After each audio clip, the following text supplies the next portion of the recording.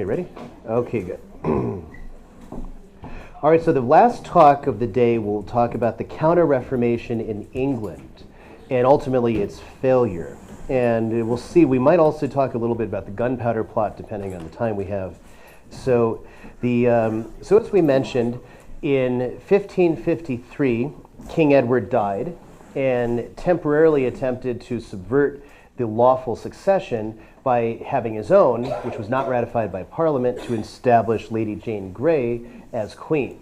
And quickly this fell apart because there was a sense that Mary Tudor really was the lawful heir, and she should be the queen, so she quickly got a whole host of people flocking to her side and troops, and then as she entered London, Northumberland surrendered, and Mary took the city and went. Lady Jane was put in the Tower, sadly. So I have a few figures here that are going to be important. Obviously, there's Queen Mary herself, very much maligned woman in history. There's Cardinal Reginald Pole, we'll be talking about, and Queen Elizabeth at her coronation. Under here is a few scenes. So here is a picture of the Mass, of the Sarum Rite of Mass, from an illuminated medieval Book of Hours. No, sorry, not a Book of Hours, Book of Chant. Here are two martyrs from a reproduction series I'll be talking about. And lastly, Edmund Campion. So England really becomes the age of the martyrs after the accession of Elizabeth. And because Elizabeth is successful in reimposing Protestantism in the country's course is then determined as Protestant. So the resulting histories that have come down have demonized her predecessor, Mary, as Bloody Mary, as the bloodthirsty queen who had to bring religious persecution and tyranny on her subjects. But if you just strictly looked at people who were killed for being Protestant and those being killed for being Catholic, roughly the same number of people between Elizabeth and Mary died. Just in that element. There's problems in determining the numbers because there's also common executions for crime and other things that you can't really categorize in the same way. Henry VIII killed many more, and Edward many more than Mary had, if you can't take into account the Western Risings and things. So we're going to explode the myth of Bloody Mary by a reference to history rather than take the contrary tack, which would be Mary was so wonderful, but Elizabeth was bloodthirsty and evil, which is tempting to do, but it's not historical. And that would be to do what the other side historically has done. And then Cardinal Pole, on the other hand, has been kind of chosen for liquidation. And so he's kind of removed from too much consideration in the history. So, so we'll start with Mary's entrance into London. Okay, and then, which was in 1553. She is, hailed as the lawful queen, receives submission of prominent churchmen, including Bishop Bonner, who was deprived of the bishopric of London under Edward. Any bishop that was too close to Henry's settlement and still supported the Mass was deprived of its bishopric and replaced with someone more along Krammer and Edward's thinking. So the first thing Mary does is she inherits a problem. She is A, bastardized, B, she is the supreme head of the Church of England, and she doesn't want to be because she wants to reimpose Catholicism. Under her brother's reign, she had stood for Catholicism and had resisted and refused to have the prayer book set in her house, which brought up a large conflict between the two of them. Mary almost fled the country at one point, but stopped, realizing if she were out of England and Edward died, she would lose her succession probably. So she remained in the country, facing off Edward, and now she's the head of the Church of England. So that has to be undone. In the meantime, to wait and see what Parliament would do, she has to have a settlement. So she says, let our subjects live in peace, and let neither Protestant rise against Catholic or Catholic against Protestant. Let's leave it alone, and for the time being. So Mary is crowned the same year. And then they get to work. The first thing is she has to assemble a parliament to manage the problem of the royal supremacy, which she wants to have totally undone. But this has a number of problems. The first is, remember in Henry VIII's dissolution of the monasteries, that lesser gentry made off with a lot of cash. And not just the Protestant gentry, or at least the Protestant-minded gentry, but also Catholic gentry as well. Well, if they're going to take church lands, well, we might as well too, so we don't miss out. So both sides were afraid with the return to Rome would mean the return of all this church property to Rome, which was technically a sacrilege. And so this was the first thing to deal with.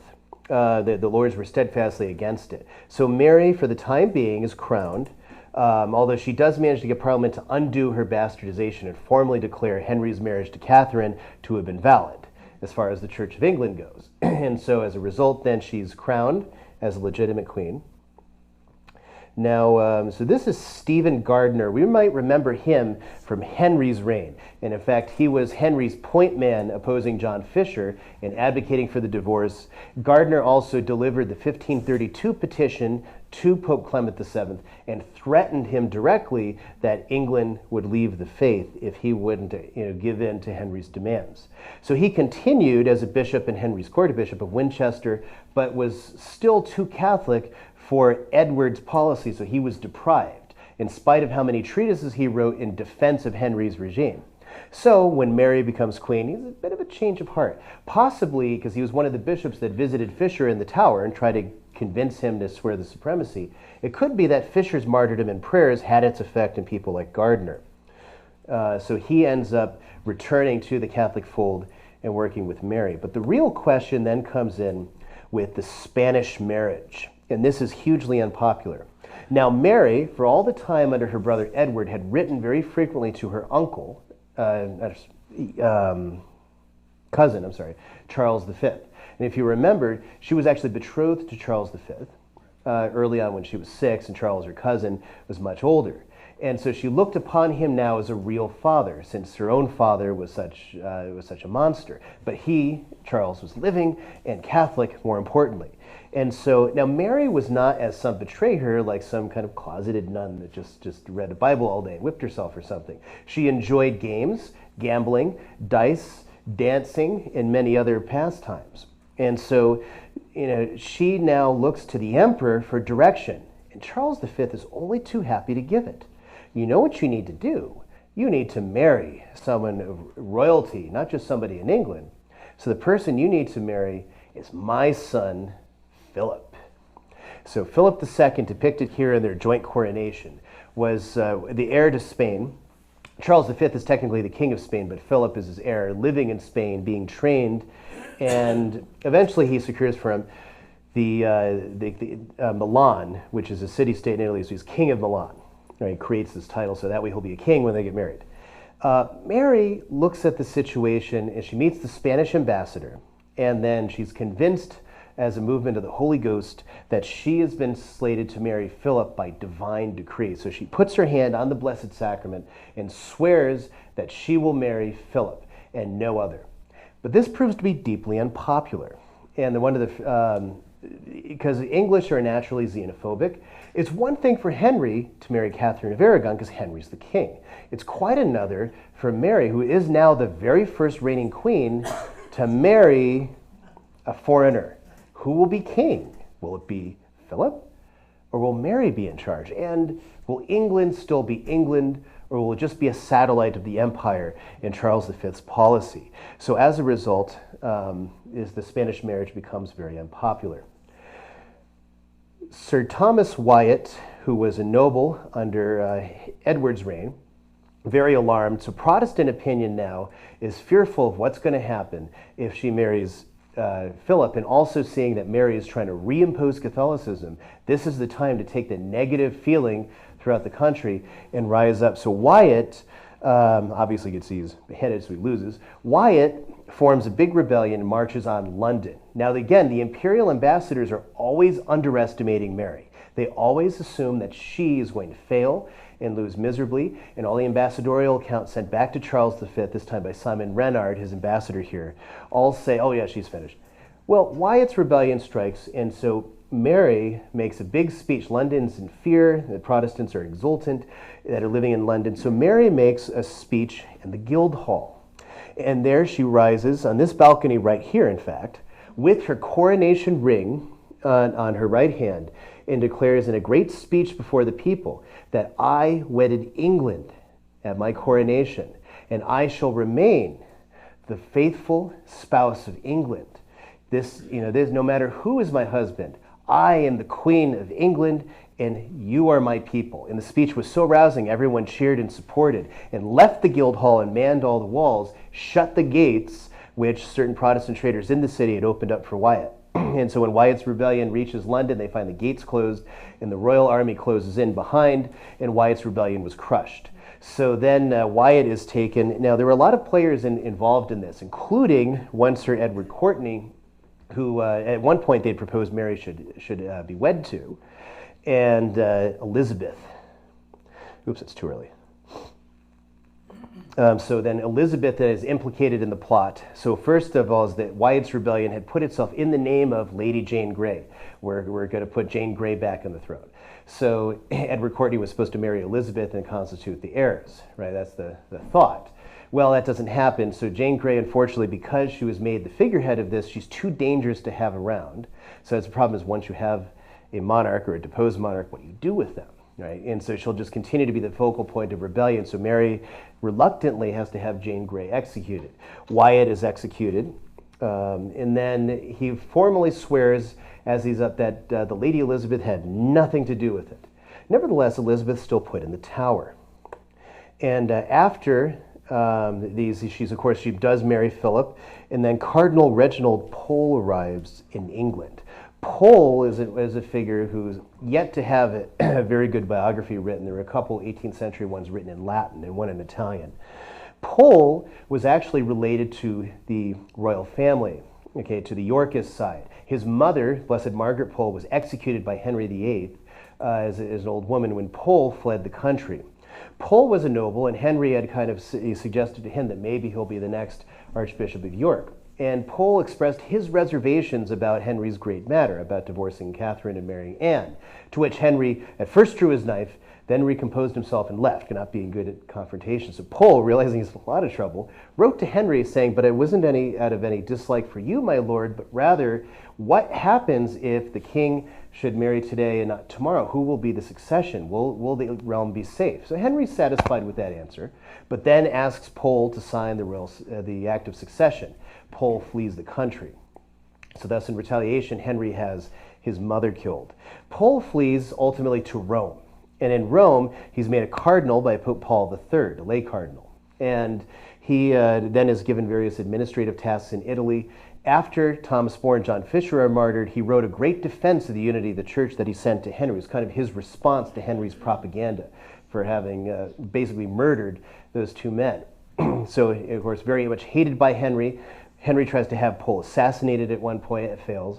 So Pole remains, a stalwart figure outside, living, very comfortably, managing things for the Pope. And then at the Council of Trent, Pole, Pole is a major figure. But he also has certain beliefs and justification that a lot of the fathers didn't really, Trent really didn't hold to. And so that differed significantly from Fisher's. But then, later he leaves the council. But on account of these particular views he had, his greatest enemy, Cardinal Jean Cafara, right, one of the last of the Cafara to hold high positions in the church, he is very much opposed to Pole. He's the Grand Inquisitor, and he declares that Pole is a heretic. So then there is a papal conclave, the one that elects Julius III. It almost elects Pole as the Pope. And right as the votes were being tallied and it seemed that he would win, Cardinal Cafara gets up again. This man is a heretic, he says. You can't vote for him to become Pope. And likewise, all of his associates are heretics. And the problem is Cardinal Cafara is half mad. He basically thinks everyone's a heretic and under every bush is a heretic hiding, ready to lurch out and attack. So the Pole loses the votes. And then they try another ploy to make him Pope, but it fails. And so Cardinal Pole says, well, God has need of some ass to be Pope, meaning a donkey, by the way, but obviously not this one. So he departs and then hears about Mary's triumphant success coming to power. And then he was preparing to go back to England, but he's stopped by Charles V. Charles V, who initially was getting Pole set up and getting him made as the Cardinal Legatine to England, all of a sudden, stops because he realizes Pole is against the marriage that he's setting up with Mary and Philip. And even some of the Protestants are writing to Pole, begging him to come back because they know, if nothing else, Pole will oppose this marriage and remonstrate with the Queen.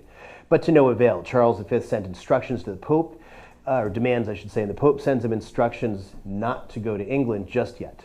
So eventually he's able to arrive in 1554, a little bit late. Pole then is the Cardinal Legatine, so the same position that Cardinal Wolsey had. He's the Pope's representative in England. And so his job is to reconcile the church and establish the ecclesiastical framework. Shortly after marrying Philip, Mary discovers she's pregnant, and so with this at hand, the Parliament decides to finally revoke the royal supremacy. And so they work out terms for it, explicitly saying no property will be expected to be returned to the church, without which it never would have passed the Lords. So then the reconciliation happens. So with a great ceremony where they also burned the bones of a famous Protestant, Martin Bucer, and Paul Fagius. So is the other one.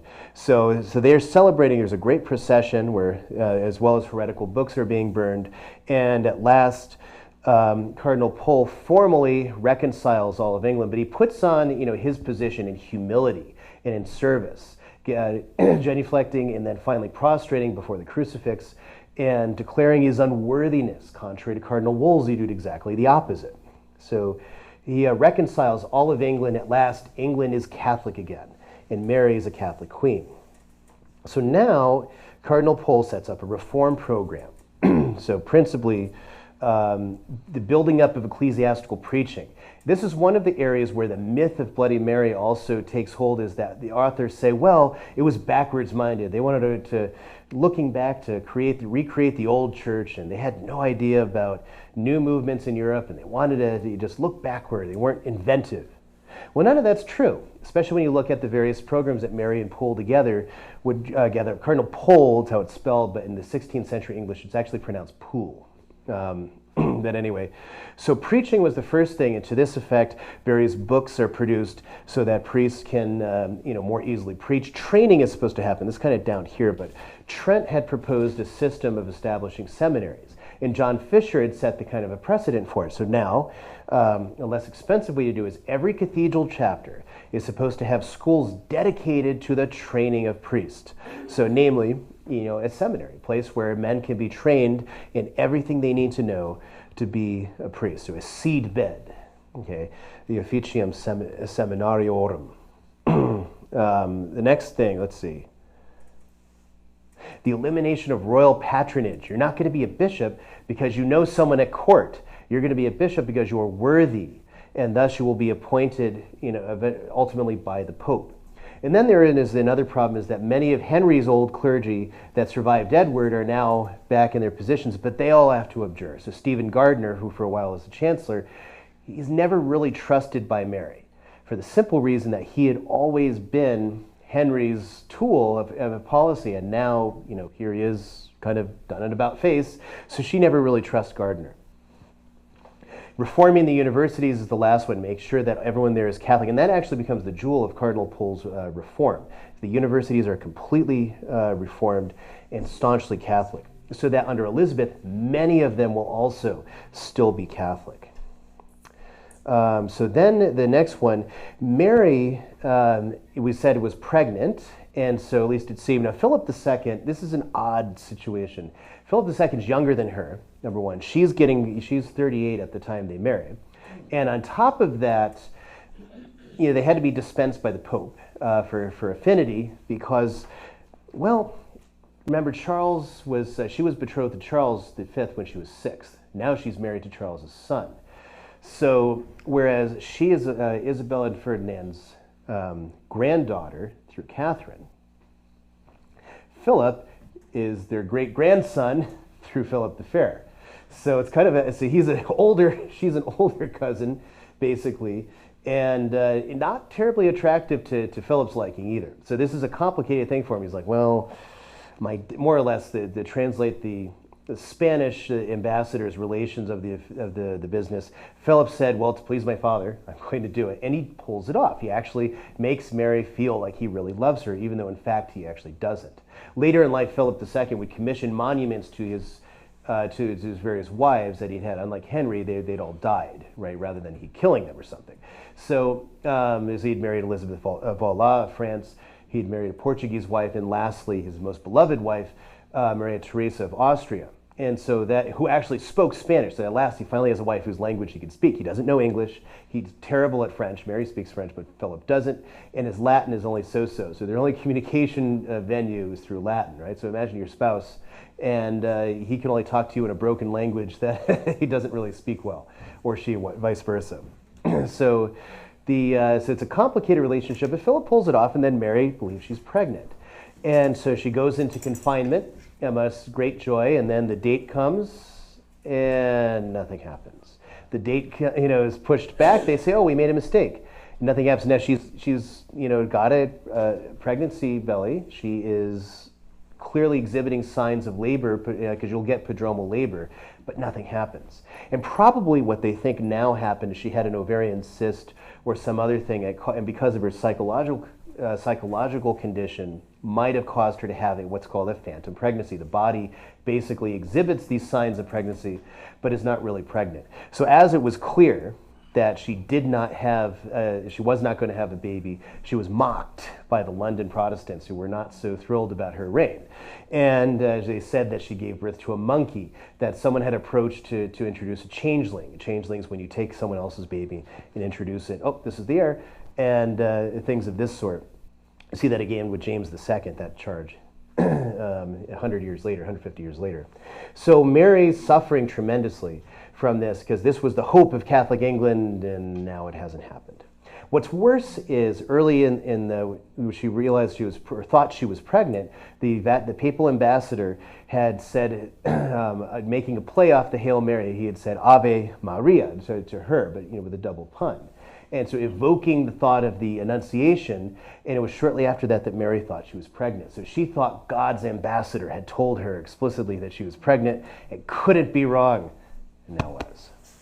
And so this was a devastating blow for her, but also for the reign, because it ultimately would show there wouldn't be any progeny, and Elizabeth would in fact inherit. The Marian exiles. Mary's reign and its persecution of Protestants is actually a reaction, not a pre-planned policy. Lots of Protestants had decided it was time just to pick up and leave England altogether, and they formed communities in the continent, in Frankfurt, in Geneva, and Basel, and other cities. And what they did there is they networked with each other and with their friends, their other Protestant co-religionists back in England. And of course, it wasn't a monolithic bloc. Amongst Protestants were Lutherans, Calvinists, Unitarians who did not believe in the Trinity, and Anabaptists who did not believe in baptism. Now, if you were a Lutheran, you detested, or a Calvinist, you detested Unitarians as Arians and heretics. If you were a Lutheran or a Calvinist, Anabaptists did not, or actually not if you're a Calvinist, but if you're a Lutheran, Anabaptists deny the regeneration of baptism and its efficacy. So these people were heretics as far as the Lutherans were concerned, and they were all heretics as far as the Catholics were concerned. So there's not a monolithic bloc. So they sometimes network with each other. They won't associate, if you're a Unitarian, they won't associate with you, other Lutherans. But nevertheless, they form communities and they network with Protestant gentry and are plotting rebellions against Mary, 3 of which are caught. So the result becomes we have to do something about Protestantism. So the pressure is put on the bishops to get various Protestants to recant and return to the church. Now, the bishops are in a really hard position because they approach the problem as bishops. And many of them are new clergy that have been trained explicitly by Cardinal Poole and are reform-minded men with a zeal for the Catholic faith, so they have zeal for souls. Condemning these men as heretics means basically they're going to hell. And this was a horrible thing for the bishops to look at. Bishop Bonner, for example, in the documents from his he bends over backwards trying to get these Protestants to recant because he doesn't want them to go to hell.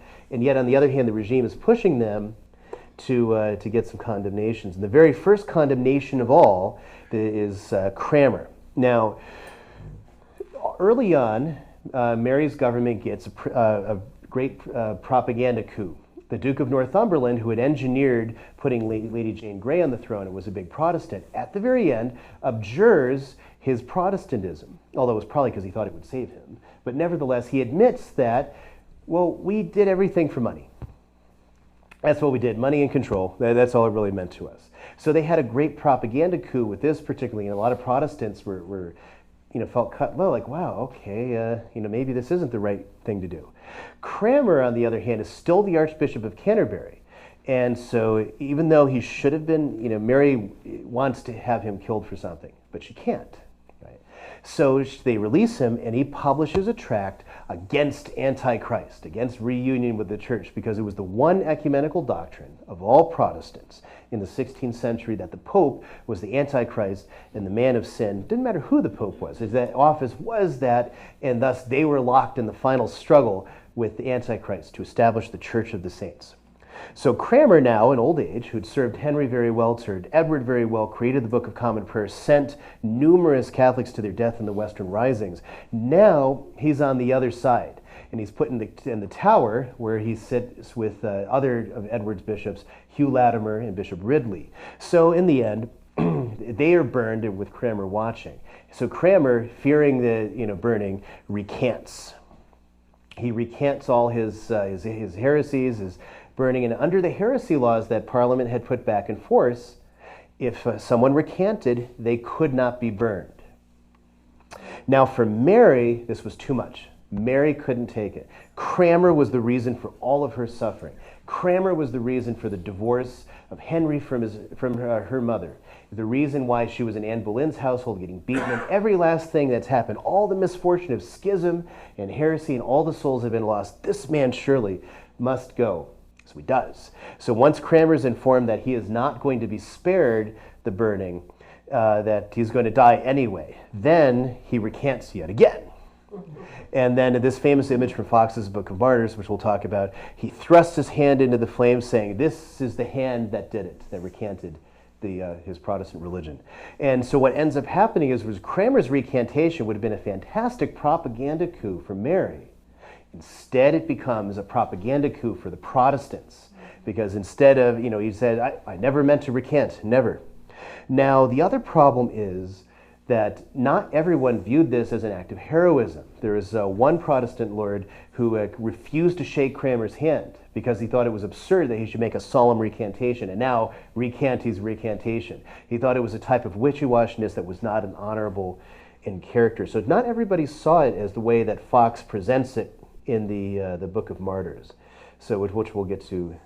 Okay, so I'm going to do something a bit revolutionary. I'm going to say that the Marian burnings of Protestants were a good thing, not as a 21st century man, but as a 16th century Catholic observer in England that doesn't see burning as anything particularly out of the ordinary or ridiculous. After all, in Protestant countries, Protestants and Catholics are burned for heresy. Henry VIII had burned Protestants for heresy, so did Edward, right? And so did Krammer himself.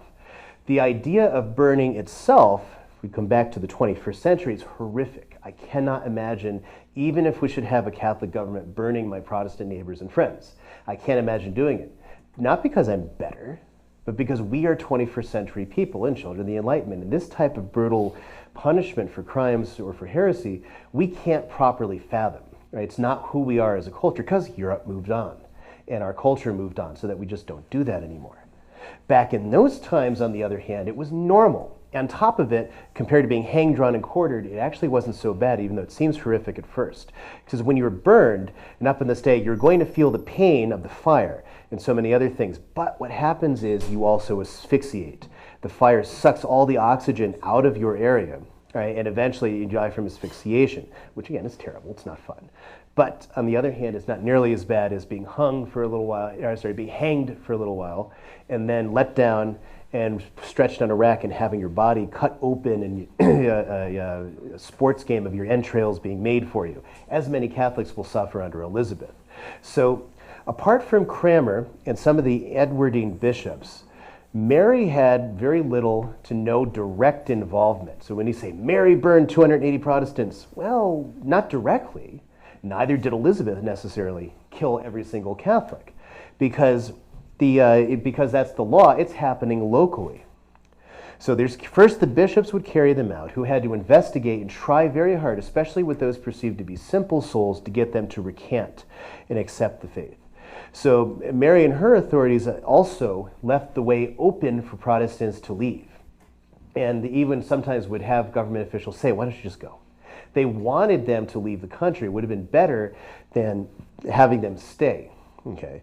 So the other thing it said is that the Spanish fanned the flames, so to speak. The Spanish with the Inquisition were trying to make them murder more Protestants. That's a common thing you used to find in textbooks all the time. It's exactly the opposite, actually. Philip worried, because remember, Philip is England's king, although he has no actual rights in England. He's the king consort. And he's worried that this policy is going to reflect very badly on the regime. So he has his royal chaplain, the famous theologian Alphonsus de Castro, give a sermon actually against the burning of heretics. He even writes a treatise against it. Now, in Spain, he'd of course written a treatise for it. But here, he was worried about the effect that this might have, so they wrote treatises against it. The Spanish were actually trying to put the brakes on this whole policy, not keep it going and keep it going more. Okay. So, so all in all, the burnings, everything is so much is made of this because the other side won. Protestants were in fact in fear of this. Many recanted just on the fear that they would suffer burning. And this was not something they wanted to do, but then that pared away the hardcore of the minority of Protestant resistance in England. So that's the group that was ready and willing to die as martyrs at the stake. This group was not going to be cowed into recantation, so the burnings kind of multiplied. On the other hand, at least a third, and sometimes it's estimated as more, and Fox knew this too when he wrote his book, he just left it out. A third of those people burned were Unitarians, and Krammer would have burnt them too. So there wasn't anything particularly different than what the Protestants would have done. Elizabeth actually burned Protestant recusants in her time, although not very many. So now we should talk about the man I've been mentioning, Master Fox. Fox is a very common name in England, so it doesn't suggest relations to other Foxes I might have mentioned. Fox's Book of Martyrs, Acts and Monuments, the formal title. After Mary's reign, when Elizabeth was queen, Fox was one of the Marian exiles. He'd gone abroad, and so he comes back. And he's given access to all these diocesan registers to show all the investigations and trials by bishops of those heretics burned by Mary. So he had all the information, some of which was destroyed, some of which he leaves out. So sometimes he adds his own imagination to it, so that some historians have said that it's difficult to separate fact from Fox.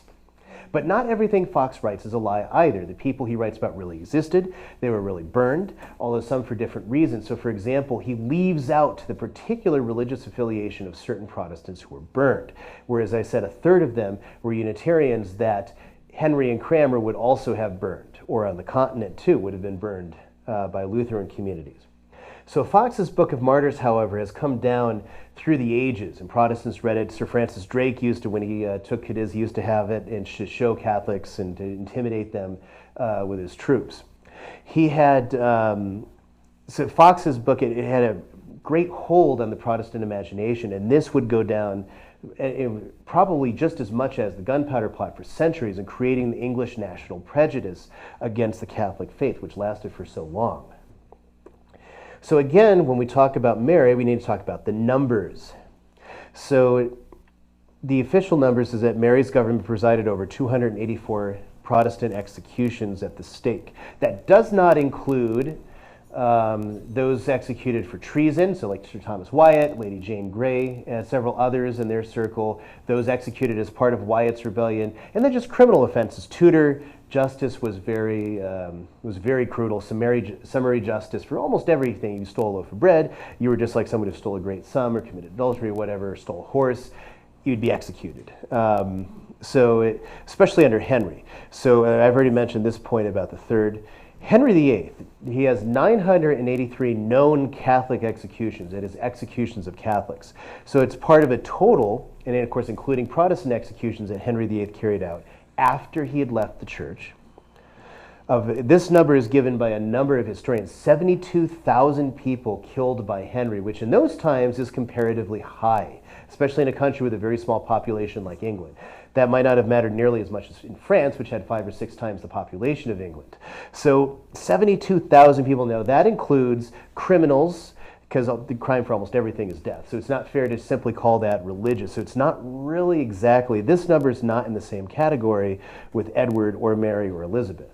So, but it's such a vast number because it's all the people collectively that Henry had killed.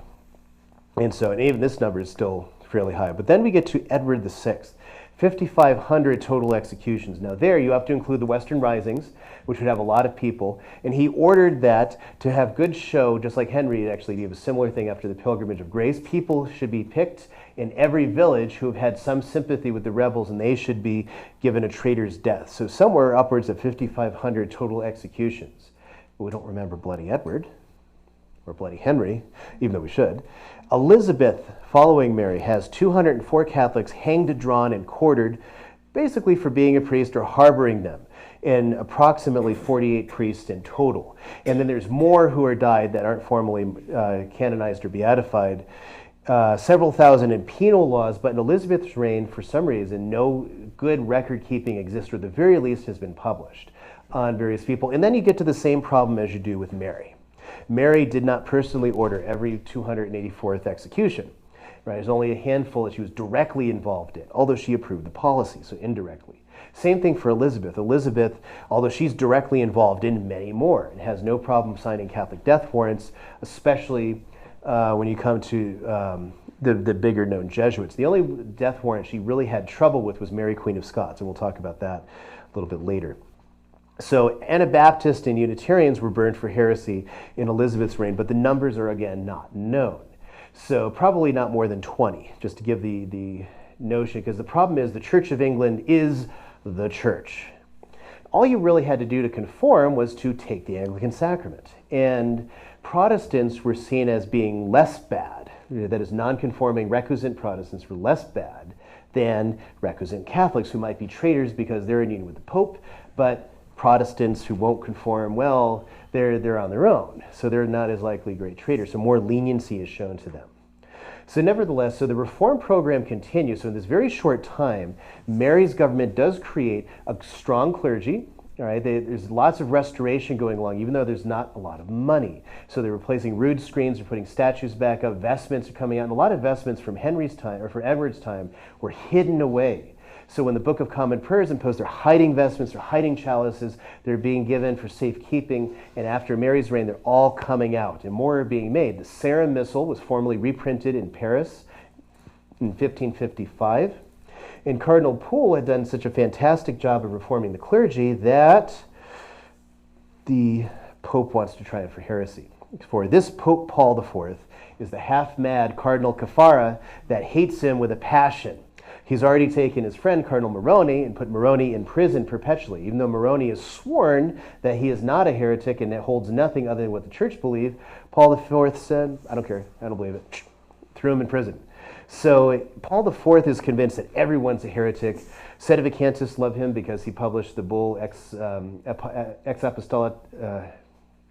Apostolatus Officio from the duty of the apostolate, or the office of the apostolate, which lays out that any heretic automatically loses his office. And again, even if the Pope prior to his election should have been found to be a heretic, he should lose his office. Now, most canonists felt this was entirely redundant because the document requires discovery, even to be enforced, which is a difficult thing, to discover something interior, especially. But nevertheless, he was so his reign was extremely unpopular. He was eventually, when he died, his body was very nearly despoiled, and his statues were all pulled down. He was very much hated in Rome, and Caffarra was never again elected pope because the hatred of him ran down through the centuries.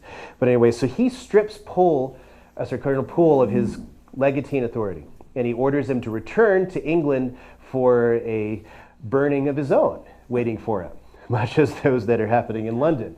So Poole, on the other hand, Mary orders him to stay. He's ready to go and face what he's got to face, but Mary orders him to stay. And when Krammer was out of the way, this is before the Pope ordered it, she had him consecrated as the Archbishop of Canterbury. So he was integral to the realm. So Mary orders him to stay, so he stays. Okay, and but the Pope was still demanding, and she was ready to go into schism to keep him there. Because the other problem was Pope Paul IV had formed an anti-imperial policy, so it was supporting the French against the Empire. And since Mary is married to Philip II, future Philip II, she's considered on the imperial side. So so this is a hugely problematic thing. Okay.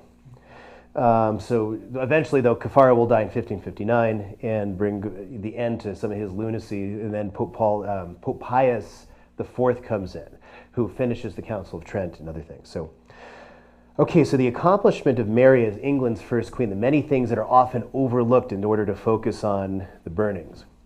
So Mary preserves the Tudor succession. She didn't allow the law in primogeniture to be overturned for Edward's last-minute changes. She strengthens the position of Parliament because she uses it for her religious settlement. Parliaments are meeting more regularly, and she has recourse to the Parliament.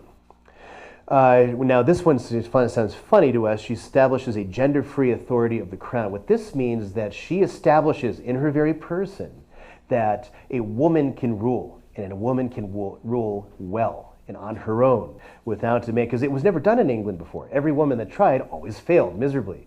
And so now Mary has proven it can be done, just like her grandmother, Isabella. And Spain had other women and queens that ruled in their own right. So that wasn't a new thing there, but in England, she makes it happen.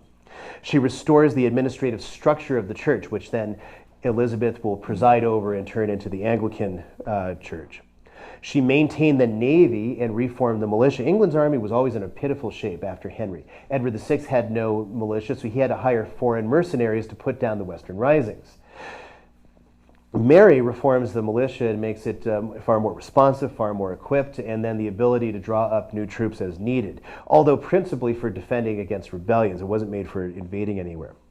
So she restored and strengthened the coinage, which was debased by Henry and Edward, which later most historians credit Elizabeth with, but it was all started under Mary, and without that, the coinage would have taken 15 years under Elizabeth to get straightened out.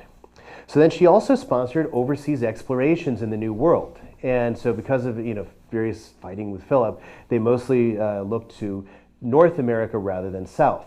But England gets its foothold in North America under Mary, not under Elizabeth.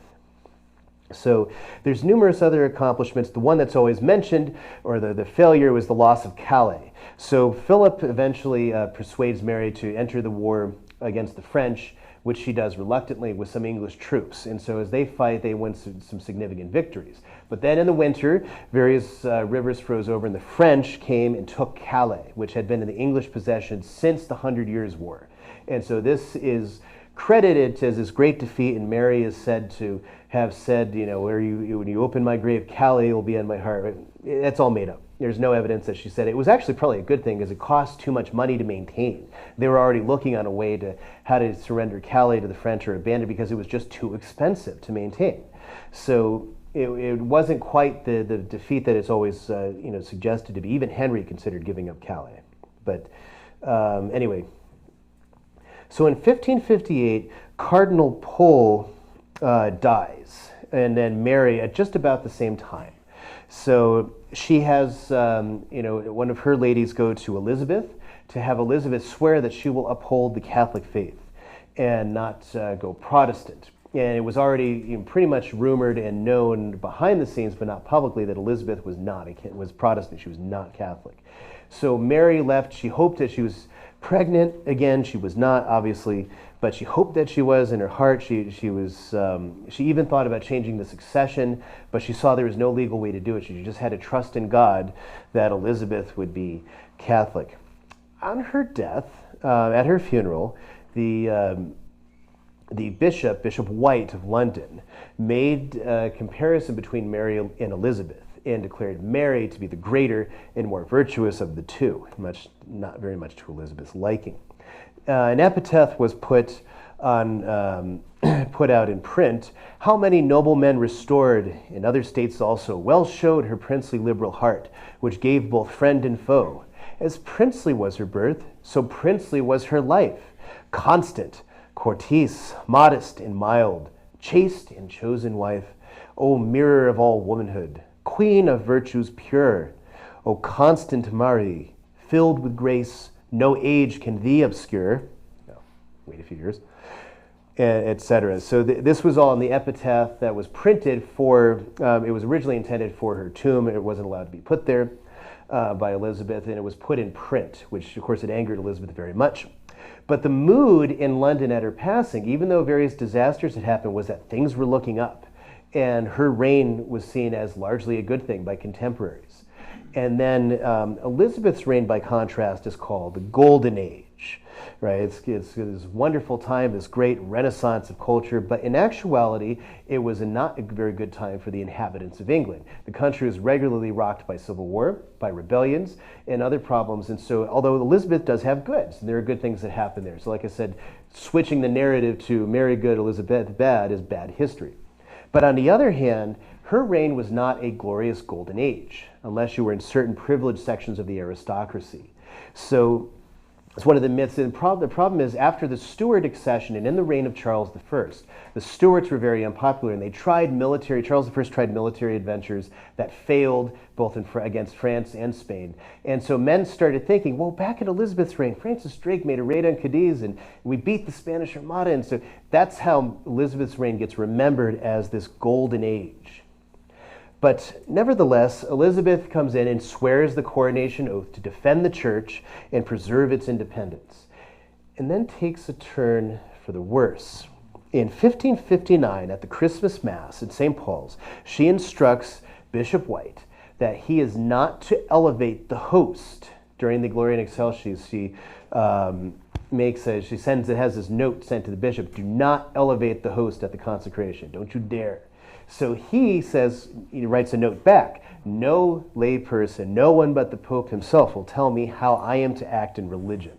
And so Elizabeth, not very happy about that, walks out with the entire court during the Gloria in Excelsis. And so this, of course, presaged what was coming. Instead, they retired to the Chapel Royal at Hampton Court, where they said the litanies. The litanies were from the Edwardian Book of Common Prayer, where, among other things, they prayed to be delivered from the hand of Antichrist, the Pope of Rome. So the writing was on the wall for where things would go. Elizabeth then sets up her household with, actually I should probably have this slide first, William Cecil as her Lord Chancellor, or Cecil properly. Cecil was a Protestant in Edward's time, very much in line with Edward's thinking, but during Mary's reign made sure to have the largest rosary that could be made. That way to ensure he would always appear what in fact he was not, namely as a sincere Catholic. Now that Mary was dead, he had first brought the news to Elizabeth that this was so, and so Elizabeth rewarded him by making him her Lord Chancellor. And so Cecil then becomes one of the people crafting much of her policy. And the first one is how to reimpose Protestantism and break from Rome. So through various deals and bribery, he manages to get secure votes in the Lords. And then ultimately what happens is, in the House of Lords, a lot of the Catholic Lords don't show. And so some people think Cecil paid him off. Other people thought it was lukewarmness. Nobody really knows. But as a result, so the bishops, of course, vote against. And the vote very narrowly reimposes the Act of Royal Supremacy. And so, Cecil's very much the architect of its reimposition. So it's called the 1558 Act because it's dated backwards to basically take effect retroactively, starting at the very moment Elizabeth became queen. So it declares, among other things, it renews Henry VIII's Act as it is. It reimposes the Book of Common Prayer of 1551. And it also establishes fines and punishments for anyone not attending the new services. So if you decide, well, I'm not going to do that, we're going to have our little mass, and we're going to get the priest to say mass in our home, we're going to avoid all this, you're going to be fined. Okay? Then the entire episcopate, except for, I skipped one. So the death penalty for priests is already imposed after several offenses, before the Spanish Armada. Okay, so Catholic priests still saying the Mass would be put to death. And the usual screed is, well, Elizabeth had to do it because of the Spanish Armada, right? That made it all treasonous. And in the Pope, even before Pius V and Regnans and Excelsis, she's already putting death out for priests on their second or third offense saying Mass. Then the entire episcopate, except for one, refused to go along with the new reign. It's the exact opposite of Henry VIII, where only one stood up to him. Now under Elizabeth, only one goes with her. The rest all suffer deprivation, prison, and exile. So the Oath of Supremacy had you swear and testify and declare in conscience that the Queen's Highness is the only supreme governor of the realm, and of all other Her Highness's dominions and countries, as well in all spiritual or ecclesiastical things or causes, as temporal, and that no foreign prince, person, prelate, state, or potentate hath or ought to have any jurisdiction, power, superiority, preeminence, or authority, ecclesiastical or spiritual, within this realm. In other words, no pope, no Catholic bishop decides what's going on, and you swear in conscience. And so you renounce, etc. I don't have to read the rest. So all is renounced and forsaken. The Pope, we have to swear the oath. Now, this was only actually administered for the most part to nobility and other people who thought would be a problem, but when necessary on the common people. So we have this term recusancy, which comes from Latin recusare, which means to refuse to do something. So in the Religion Act increases the fine to £20. It used to be 10, which is still a vast amount. So if you're a country laborer, right, or you're a farmer, your yearly income is about £5. And so you would be fined 20 now if the local vicar reported that you had not shown up to the service. And as a result, then if you could not pay it, you were sent to the Tower or to wherever prison was best made for you, where again, you're also charged for your stay. So it just gets worse. So it's high treason to convert anyone to the Church of Rome. And then you have another legal act, which also has Cecil's crafting on it. The Jesuits' Act of 1584. All Roman Catholic priests must leave the country in 40 days or punished for high treason, just for being in the country. Unless within 40 days they swore the oath that we mentioned earlier. Those who harbored them, you see, they put it in the oath to obey the Queen, but they actually mean the Oath of Supremacy, which as far as they're concerned is to obey the Queen. So where Campion, we'll talk about Campion, he protests at the very beginning that he would obey the Queen in all things except in religion. But just saying that itself is treason. So anyone who harbors a priest of any sort, even though it's called Jesuits' Act, and all those who knew of their presence and failed to inform the authorities would be fined and imprisoned. Anyone else who became a Jesuit overseas had to return to England within 6 months, and then within 2 days of arriving, swear to submit to the Queen, and also take the oath required by the Act of Supremacy. So you were not allowed as an English subject to go across to Dewey, we'll talk about Dewey, and get ordained a priest. It was against the law. And so any failure is treason. If you come in 10 miles of the Queen, or for 10 years, you'll be put to death, unless you have written permission, right, because it's treason. So what's happening in Europe during all this point? So remember, Philip II had been the King of England, okay, although only as a consort, and his authority in England ends at the moment when Mary dies. And of course, to make matters worse, Charles V died the very same year, 1558. So while he was making the preparations to bury his father, the emperor of most of the world for the first half of that century practically, now his queen dies, and so he's stuck in this position, and he chooses to bury his father. Never does, in fact, make it to England, because the truth is, he really hated his time being married to Queen Mary, which is very sad, because she's a very much maligned woman, and he didn't even speak her language that she could speak. Right, and on top of it, you know, so it's a big snub. And like I mentioned, later in life, he chose not to really even remember that she had been his queen.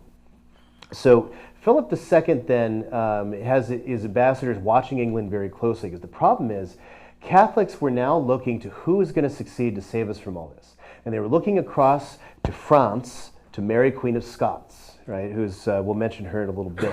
She was Catholic, and she was the heir. And she was the queen, then the Queen Dowager of France, who had gone back to Scotland to rule in her own right. She is related, even though Henry had officially said she couldn't succeed. She's the granddaughter of Henry VIII's sister, Margaret, that had married James IV. So she technically is an heir to the throne, but she's French and French influenced, and she's dangerous to Spanish interests, but not to Catholic. Right, there's a difference, even though Philip doesn't want to see the difference. So the first thing that happens is Catholics, are appealing for someone basically to save them, and so then word is reaching Rome about the Book of Common Prayer in its reimposition. So it's declared that no Catholic by Pope Pius IV, not Paul IV, Pope Pius IV, then, when he concludes the Council of Trent, he says no Catholic may have anything to do with the Anglican sacrament. See, the Elizabethan authorities worked very hard to make it look like it was all right to go to the sacrament. It's okay. Look, most of your priests are still here, right? And all you have to do is go and conform, and you could do whatever you want at home. That was the official thing. Of course, if you had a priest give you any sacraments at home, it was fines and jail. So Philip then hears about the papal bull that officially condemns the Anglican sacrament. He blocks its passage into England so no one's able to put it up. So the English don't know yet that they're not allowed to go to Anglican sacraments. In this time, Elizabeth's reign was very fragile, and it was the time where they could have pulled off a rebellion in England and removed her from the throne, but it failed to pass. By the time Philip finally did get involved, it was because Elizabeth had basically legalized piracy in order to attack Spanish shipping and Spanish payment of his troops. And now it's interfering with Spanish policies. That's only then that Philip decides to do something after the regime had strengthened itself, and you already have a generation of Protestants that are now in their 20s that are willing to die to defend the Queen. Okay, you remember we mentioned the Marian exiles, those who had left England during Queen Mary's reign in order to live abroad. Now in Europe, Protestants generally were tolerated if they were, if they behaved themselves. In Rome itself, Protestants used to come to visit, to look at things. There was a small English Protestant community in Rome, and as long as they behaved themselves, they were allowed. They even stayed sometimes at the Minerva, the Church of Santa Maria Sopra Minerva, which you've ever seen. It's a very beautiful church. Its name comes over Minerva's. It's built on a Minervan temple. It's run by the Dominicans, and right next door is the offices of the Roman Inquisition. And they knew they had Protestants staying with them. They didn't care, as long as they minded their P's and Q's while they were in the city. So now Walsingham had been to Italy. He'd spent time learning about things, and then he gets recruited by the Venetians. We mentioned the Venetians last night. The Venetians are the premier state in Europe for statecraft. So spying, cryptology, right? So codes, encryptions, everything. They're the state-of-the-art spy country, basically, for espionage and so many things, because they've had agents all over the world defending their interests, right? So Walsingham is taken by the Venetians, or he goes with them, and they train him up in all of these arts and tools, and because they're hoping also to create alliances with England and with as many Englishmen as they find. So Walsingham's very bright. He's also a Puritan. That comes to actually mean something later in Elizabeth's reign, as Puritans versus churchmen, as they were called. That is, those who liked ceremonies, he didn't.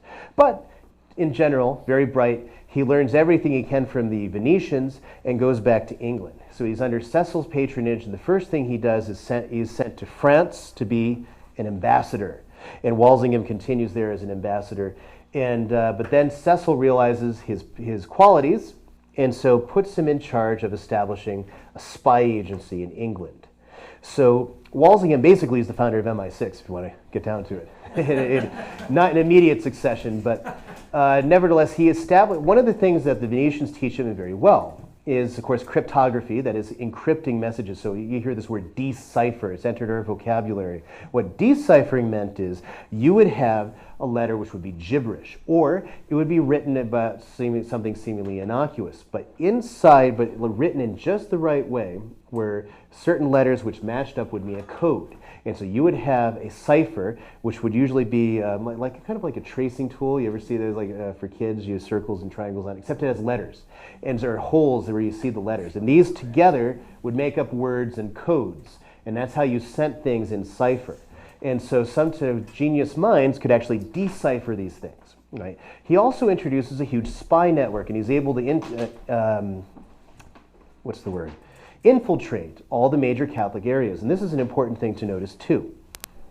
Walsingham is dealing with the fact that most of England is Catholic, contrary to the common narrative. Oh, Mary tried to stop a country moving forward and turned back, right? Most of England is Catholic, especially in the north. And that's where Elizabeth is the most nervous. So now propaganda also comes into play. So this portrait is called the rainbow portrait. Non sine sole iris. There is no rainbow without the sun. So on her gown, what do we have? Ears and eyes. and even little mouths, right? And so it's a nice little propaganda painting, and so it's copied as best as can be done, and it's even turned into a woodcut, and it's put in books, schools, it's seen around, especially in northern England. What's the message? The Queen sees everything, she hears everything, and for those guilty of treason, there's a nice little serpent here, right? Is the venom of justice is ready to strike like the serpent.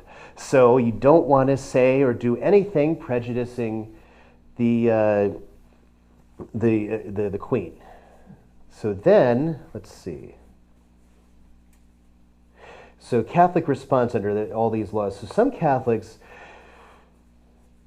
just kind of abide their time. They go to the Anglican sacrament, and a lot of people think it's going to change. Elizabeth Tudors are short-lived, so Edward tried to impose this change of religion. He dies young.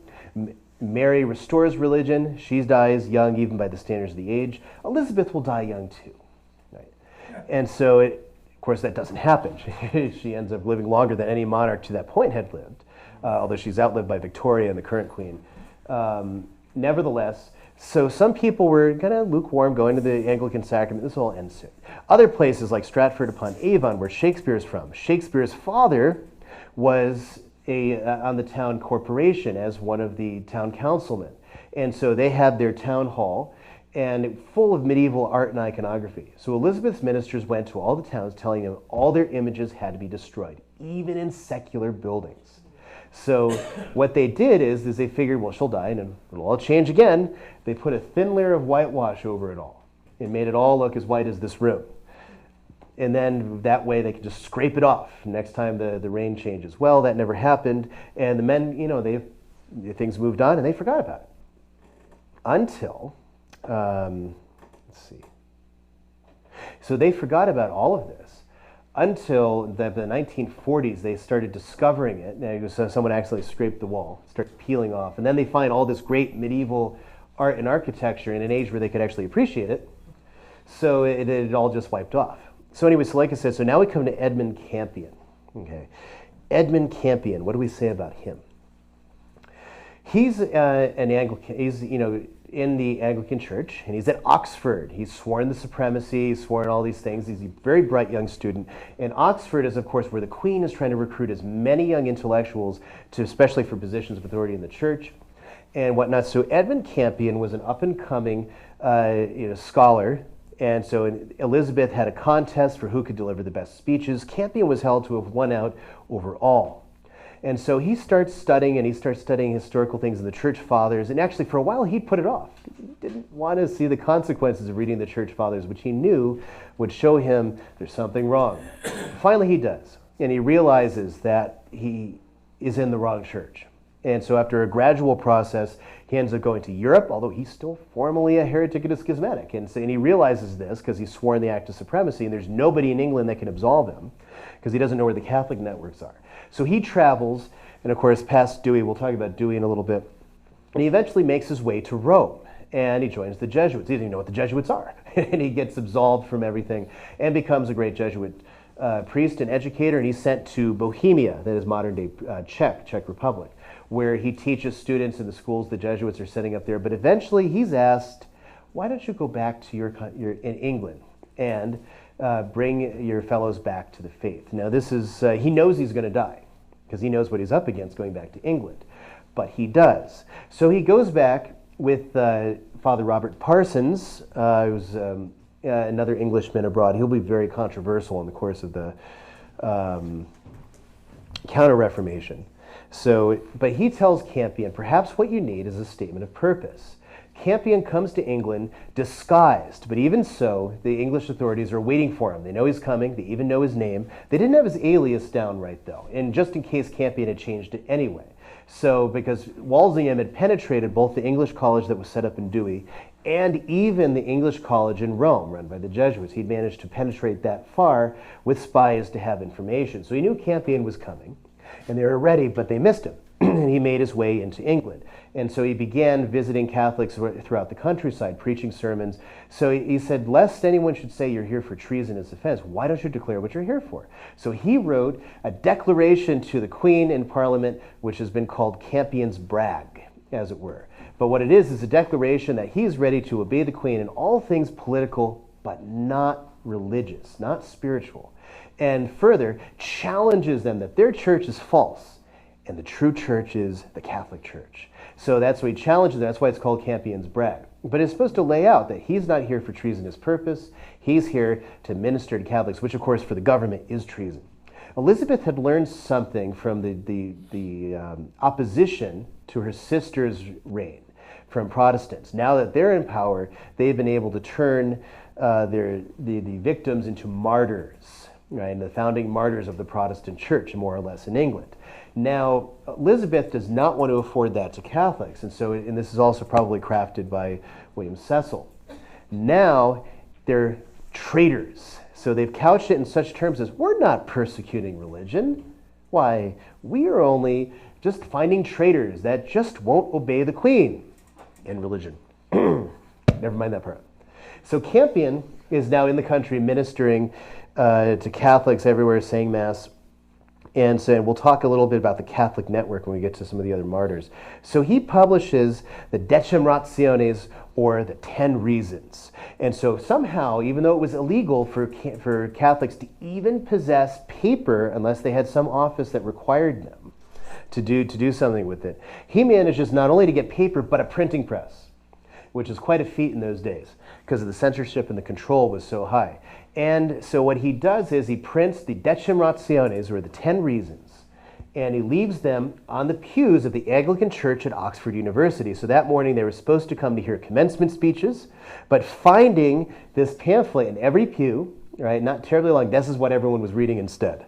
So these are the 10 reasons, as it were, that are laid out. Protestants reject the parts of Scripture that don't support their doctrine. Protestants distort the parts of Scripture to support their doctrine. And so each one of these reasons has copious testimony in its favor. We're just summarizing here because we don't have time to go through the entire book. Protestants have a weak notion of the church. They're very understanding what the church is. It's weak. Protestants should accept Catholic teaching on the Mass, the communion of saints, and the authority of the Pope as vicar of Christ in his church. The fathers of the church don't support Protestant views. Now, this is actually a common view that's now used. Fisher uses it, but he's about the only one arguing against Luther. Now, in this time, Catholic theologians are increasingly having recourse to this argument, such as Melchior Cano, and in the Jesuits is a constant argument, so it finds its way into Thomas Stapleton and St. Robert Bellarmine. So on all these issues, you find the copious testimony in the early church. Protestants ignore the authority of the fathers of the church, even of the apostolic fathers themselves. Anticipating John Henry Newman, that is to be deep in history is to cease to be Protestant, he says church history does not support Protestant doctrine of the church, the sacraments, the priesthood. All of these doctrines are demonstrably found in every age of the church continuously. They are not sudden inventions at any one point. And this will make up a good bit of Bellarmine's argumentation in both on the papacy and the church. He takes on some bad Protestant mottos. And here the Protestants had various mottos, like Luther has his pecca fortiter, sin mightily, right? Because works are worth nothing, so whatever you do is a sin for Luther, so you might as well, right?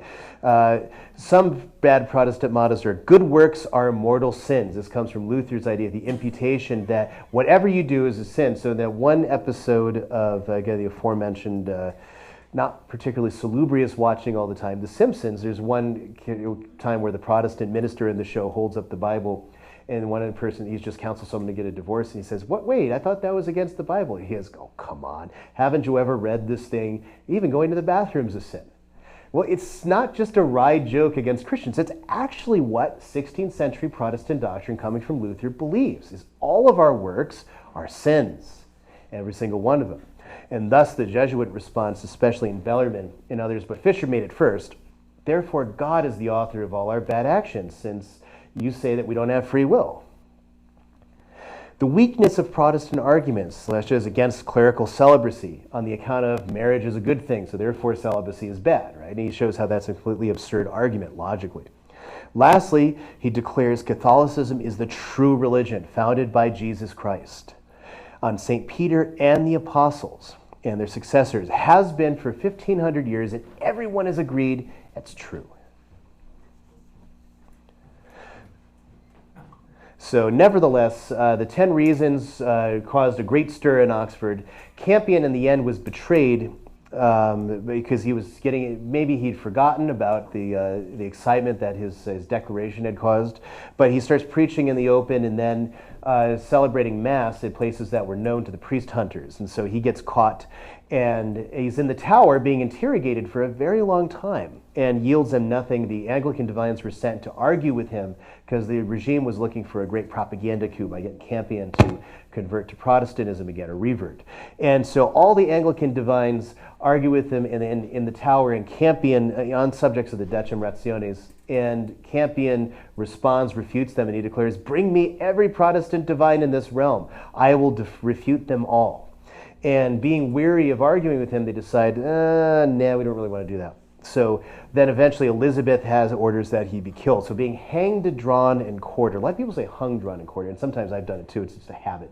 The proper terminology in English is hanged. So you're hanged for, I almost did it there.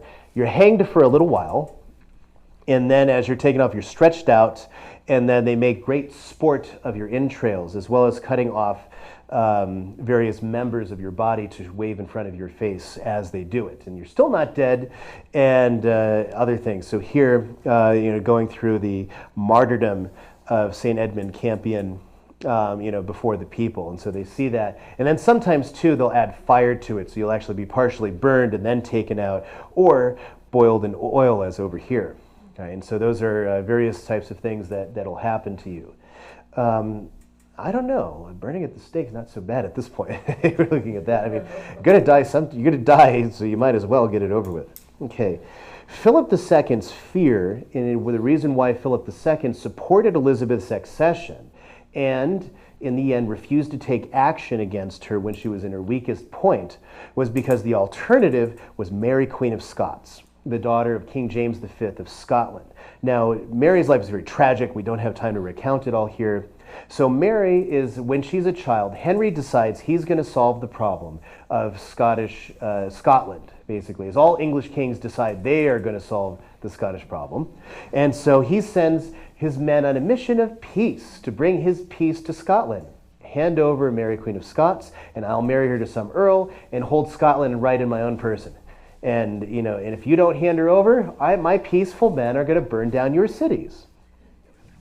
And that's what Henry VIII does. In fact, when they hide Mary and send her off to France, his men go on a looting campaign all throughout Scotland, all through Stirling to Edinburgh, and they never catch Mary. She makes it safely to the court of what was at the time Henry's enemy, Francois I.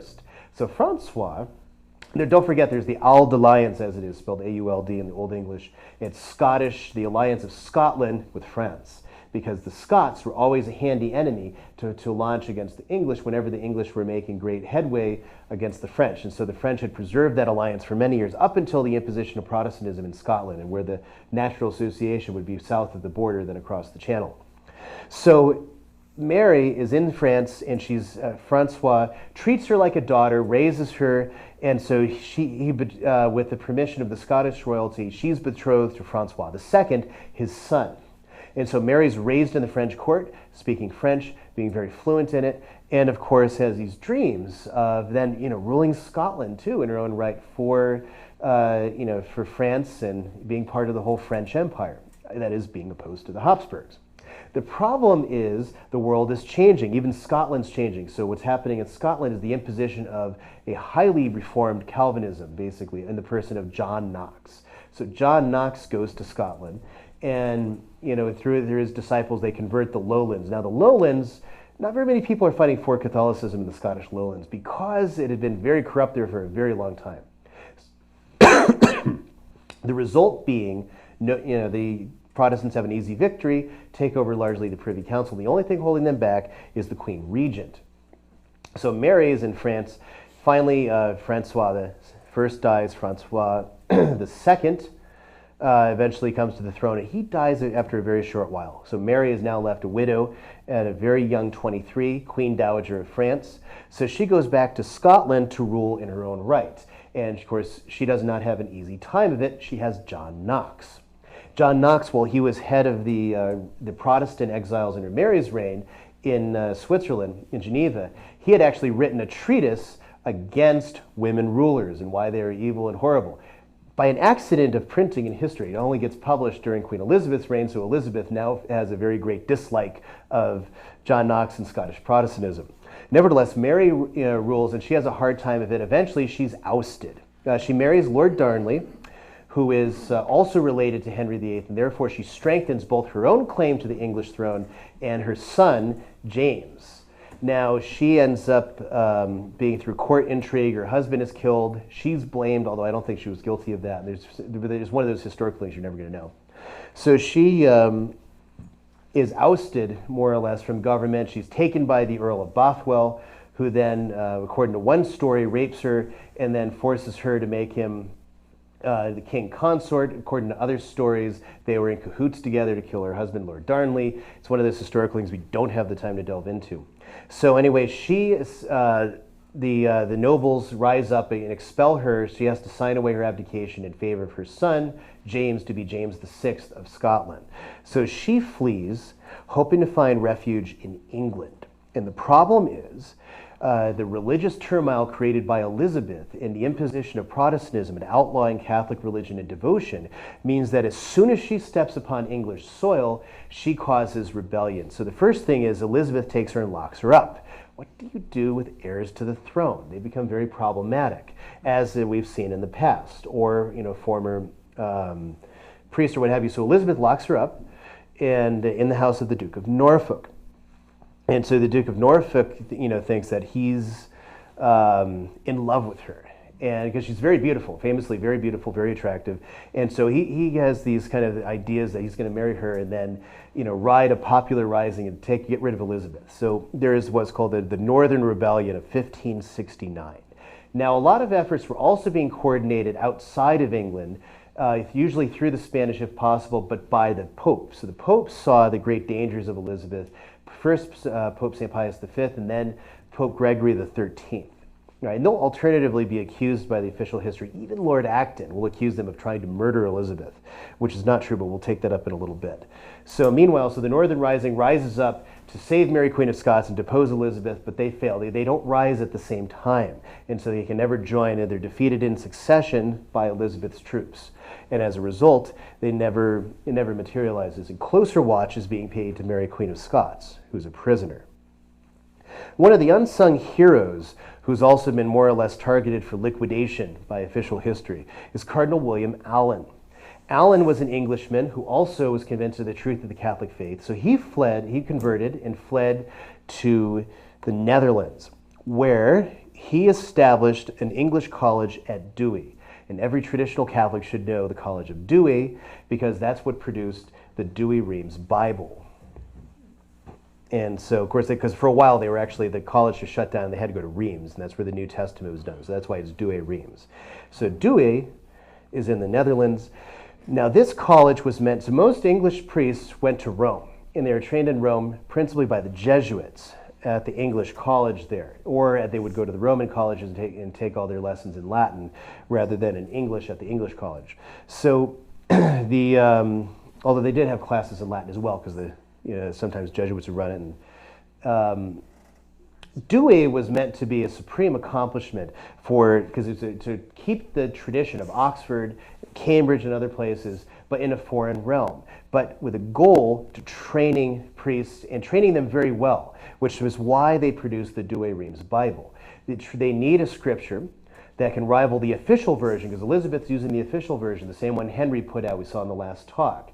So they need something to rival that, but also they need to know the scripture very well. They need to be very fluent in it. They need to be ready to answer Protestant arguments. If you've got a guy going over there and he doesn't know what he's talking about, he's fuzzy on these old debates in scripture, the Protestants will eat him alive, speaking, and then everyone else will lose heart. We can't have that. So they have to be trained extremely well. So as part of Allen's efficiency and the brilliance of his mind that was able to produce that. Eventually he was taken back to Rome, and he was made a cardinal. He wrote a number of treatises too on the unity of the church and other things. The Douay-Rheims Bible precedes the King James Bible by a good number of years, and in most things it's written better than, now the King James has in general better English language, in general. The 1611 authorized version has better language for many things, especially the Book of Psalms. But in what they have there, they lose in terms of content. And there's certain things that theologically the Rheims translators understood better. Plus, when James formulated the authorized version, he was trying to remake the Bible in his image, so to speak. He didn't change it that much, but anything that reflected on monarchy, he made sure it would defend his very conception of monarchy. And so that's one thing, and actually I know a number of Protestants themselves that are looking at that and rejecting the King James now because they're seeing those particular elements in where James is kind of monkeyed around to have an official court Bible. Okay, so anyway, the end of the saga with Mary, Queen of Scots. There's several other uprisings, and Mary's Queen of Scots becomes a romantic figure all around Europe, punished and imprisoned by this heretical queen. So one of the things is, everyone knows Lepanto, right? The great victory at Lepanto. Don Juan of Austria, Charles V's illegitimate son who led the campaign, he shows up in the Netherlands right around this time, about 1581. And he decides he wants to go on a grand crusade to England, free the Queen of Scots, marry her, and be king consort in England, in spite of his actual bastardy. Well, that fails. There's a number of other plots which all center around freeing her and deposing Elizabeth, because she's the heir, and she's Catholic, so that'll solve the situation. So Walsingham now has to put his entire spy network to one goal: catch Mary, Queen of Scots in something which we can use to kill her. Whatever it is, doesn't matter. And so, and this brings in the question of the casket letters. So Walsingham found a Catholic of impeccable Catholic credentials that was his spy, that was put into Mary's household, and after getting Mary to trust her, gets the use of her cipher. So you don't have to decipher it. Now we've got the cipher.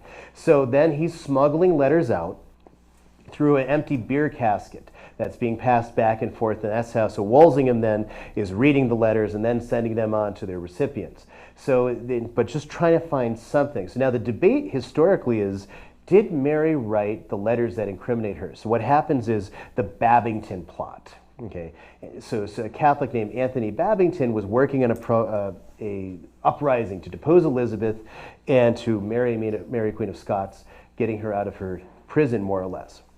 And so Mary communicated with Babington, but was she involved in the plot? And so there's two sides of history. Those who say Walsingham made it all up, and he forged her handwriting because he had her cipher. It was perfectly easy for him to forge a letter from her, and stuck it in there, and then, aha, look what I found. See, she's guilty. The other school says no, she really was trying to kill Elizabeth, and Elizabeth justly killed her. Either way, Elizabeth was hesitant to kill a royal cousin. It's the Arab principle, a king does not kill another king. And this is because Mary is a queen and dowager of France, and she's the heir to the throne in England, and Elizabeth has a very hard time, even though they've already got everything drawn up to execute her. So Elizabeth says she wanted to sleep on it. Cecil forges her signature and passes it along so she won't know anything about it. She wakes up in the morning, wanted to review it again. Too late, my lady. She was executed already. So, which Elizabeth didn't mind, but she did not want to make the decision. It was too much for her. So, regnans in excelsis. Pius V was very disturbed about the things that he understood going on in England. And so he determined that the thing to be done, as was always done in these matters, is to excommunicate the heretic queen. And so, of course, this is a picture of him praying for the Battle of Lepanto, for victory there.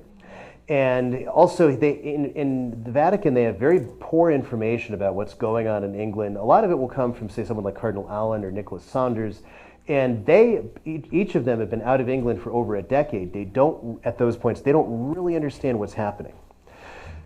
Nevertheless, Pius V writes up his bull. Now we hear the term a bull, papal bull. Sounds like such a fun word. But the word bull comes from its being sealed with this little metal medallion called a bulla. Now the bulla it goes back to Roman times. It actually usually means an amulet, which would have a family image, a household god, a copy of your father's death mask or something, and that's what you would seal official documents with.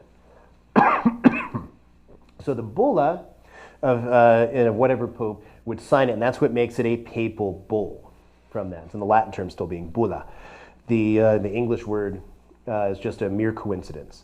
So the bull, Regnans in Excelsis, declares in good medieval fashion Elizabeth deposed for being a heretic and persecuting the true church. And this is also because the execution of Mary, Queen of Scots, makes it rather necessary for Pius V. So at the same time, because now he's also been leaning on the Spanish for a number of years to help out in England. The Spanish are key to the alliance that defeats the Turks at Lepanto. So now the Pope wants Philip II to carry out the Spanish Armada, to invade England, depose Elizabeth, and find a Catholic heir. Because now the trick is Elizabeth doesn't have an heir, right? She doesn't marry. We'll talk about this in a little bit. So there's consternation. Who's going to run the country? Philip II then arranges his army, and his admiral dies, and so he has to pick another admiral. Is not quite up to the task, even though he was experienced. So he basically gets his orders from Philip, and he's going to follow them to the letter. So when the Spanish Armada rounds around and sees Dover entirely unprotected, and it's just even his captains, hey, let's attack. Hello, it's right there exposed, and he doesn't do it because he's just merely adhering to the letter.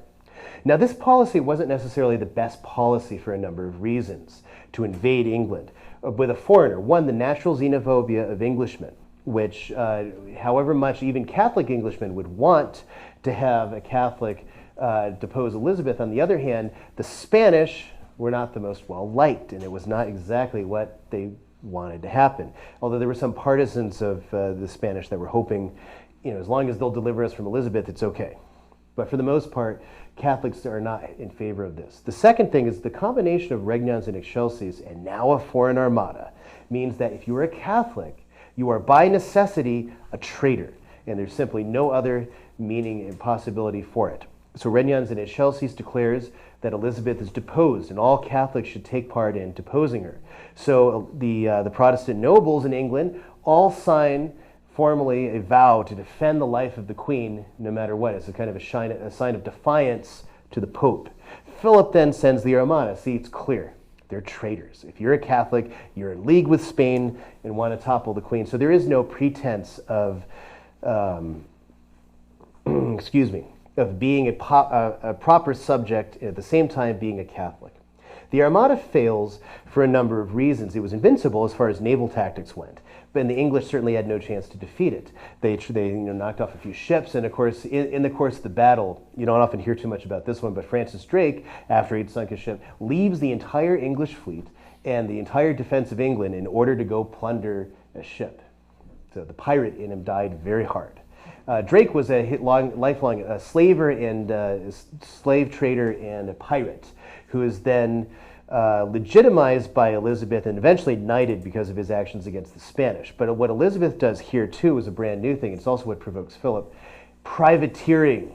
So you would take pirates who basically would commit piracy and you'd give them a royal license. You are legally allowed to commit piracy as long as it's on the Spanish or as long as it's on the French. And it was an idea that caught on. All right, and we today call it letters of marque, if you're familiar with that term. Okay, Elizabethan martyrs, the very last segment for now. So on account of the Spanish Armada, and now being a Catholic is treason, so the pressure gets turned up, especially on priests. Being a priest and being in England mean that you will be put to death, ipso facto. There is no defense for being a priest and being in England. So one of the things that the Crown does is to initiate priest hunters. I forget what film this is from. I couldn't find an actual picture of Richard Topcliffe, but Richard Topcliffe was one of the most hated and well-known priest hunters in England. And so what the priest hunters did, they would also employ murderers, rapists, people that otherwise would be going to their death and by being hanged, would then get freed so long as they would hunt for priests. And the priest hunters would enter the house. the proprietor of the house would have to suffer them to basically ransack, whatever. If they found a priest there, all the property was forfeit and they could take it. So this would make them very eager in their jobs of finding priests. The second thing is you had to pay them for their time ransacking your house. So that's how the priest hunter is always going to end up making money. And Richard Topcliffe was a very, very zealous hunter of Catholic priests hiding. Oops, I forgot I had those notes. Okay, so St. Robert Southwell. Robert Southwell, actually his family is connected up in the crown a little bit, and his family in Henry VIII's reign had actually profited very much from plundering monastic lands. But the young Robert Southwell was a poet, and after converting to the church, fled for Douay and then for Rome. So he became a Jesuit and returned in order to preach to the people. He had a very long campaign evading the priest hunters, and then eventually was caught because now this is the whole purpose of the spy network that Walsingham has set up, the informants. So someone saw this man here, you get the actual name, they know who they're looking for, so then they inform the priest hunters who then go looking for them. And we'll talk about some of the inventive ways they managed to avoid them. So Robert Southwell then is taken and hanged, drawn, and quartered, much as Campion was. St. Henry Walpole is a similar story, and the college at Douay factors in for a lot of them. And so Walpole became a Jesuit after reading the church fathers and reading other histories of the church and realizing that the Anglican church could not be true. And so he fled and became a Jesuit and came back to England and was associated with Henry Garnet, John Gerard, and several others. A similar thing for St. Edmund Jennings. And he's connected, I got another picture of him. So he was a Jesuit with St. Polydore Plaston. Now, St. Polydore Plaston and Jennings were both hanged together. So they were both, had gone abroad and come back as priests in order to minister to the faithful, hear confessions, and preach sermons. And so they were found by the priest hunters invested because they were prepared to say Mass and they had to go hide in their priest holes. Speaking of priest holes, one of the least known of the English martyrs is St. Nicholas Owen, and I highly recommend the book over to the right, apart from one or two minor inaccuracies in it. So Owen was a joiner by trade. Now, in the Middle Ages, you had a carpenter and a joiner. Carpenters merely produced boards, basically, and then they would just drive nails. It was a basic trade for simple things. And then, or you would take wood, and with a plane, you would be producing boards that could then be used in construction. A joiner makes it all look nice. A joiner is the one who does the finishing carpentry to make beautiful designs. So Nicholas Owen was short, and he wasn't going to, he didn't think he would make it as a priest, and so as a joiner, he used his considerable talents in carpentry to make and build priest holes. And so he gets very close to Father Garnet and Father John Gerard, and ultimately Father Robert Parson. So he's very close to the Jesuit hierarchy in England. He works with all the Marian priests that are still around in England for as long as they will be. And so he knows the entire Catholic network in England. So he ends up designing these priest holes, and this is one, which today, where is that? This is actually good, because I remember the next time I do this, remember to put the notes for where that is, because I actually don't remember. There were 3 known to be directly by Nicholas Owen, and there were more suspected but without any proof. So when closed, it would just look like part of the floor. And it even has a false layer that would come up and reveal the floorboards. And so these were ingeniously designed. Many of them, the priest hunters would search houses for hours or even days and never find all the priests hiding within. Nicholas Owen is like a new St. Joseph in many ways. So he would dig and hide all these great hiding places for priests, which they could just slip into, even if they were saying Mass, and pull a cord or something, and you would never be able to tell there was ever a dwelling there. And so they were extremely adept at hiding. Eventually, Father Henry Garnet, after the gunpowder plot, Father Henry Garnet, John Gerard, and Nicholas Owen were all caught. Now, he's actually a lay Jesuit. He's not actually a priest or in orders. But they were all caught and taken to the Tower, and they didn't know who Nicholas Owen was. And Owen had actually been arrested before, but wasn't taken to be a person of any accounting. Little did they know, he knows the entire Catholic network in England. So they take Owen, and they tie him up, and they rack him and with stretching his body out, and then of course his feet. And then they beat him, they cut him, they do all these horrible tortures to him. Toplift comes in, tortures him. That doesn't do anything. So he's brought before Cecil himself, and then he gets reports and he knows who he's dealing with. He realizes this is the key to breaking all of Catholic England. If I could just get him to talk, and it doesn't happen. Nicholas Owen dies from horrible, horrible tortures that we can't even imagine, and then never gives up a word to the English authorities. He died, all his secrets went down with him. One of the people that Owen was associated with is St. Philip Howard, the Earl of Arundel. So the Earl of Arundel, after the last Earl had fled to France for a time to support Mary Queen of Scots, Philip Howard was made the Earl, but he was also Catholic. And so for his Catholicism as well as harboring priests, he was put in jail and kept there. Even though he was condemned to death, he was never actually formally executed, and he died in the Tower. Leaving several confessions of his Catholic faith. Is very holy. He knew many other, and these are just a smattering. I don't have, there's not enough time to go through all the martyrs. It's just not possible. There's so many of them.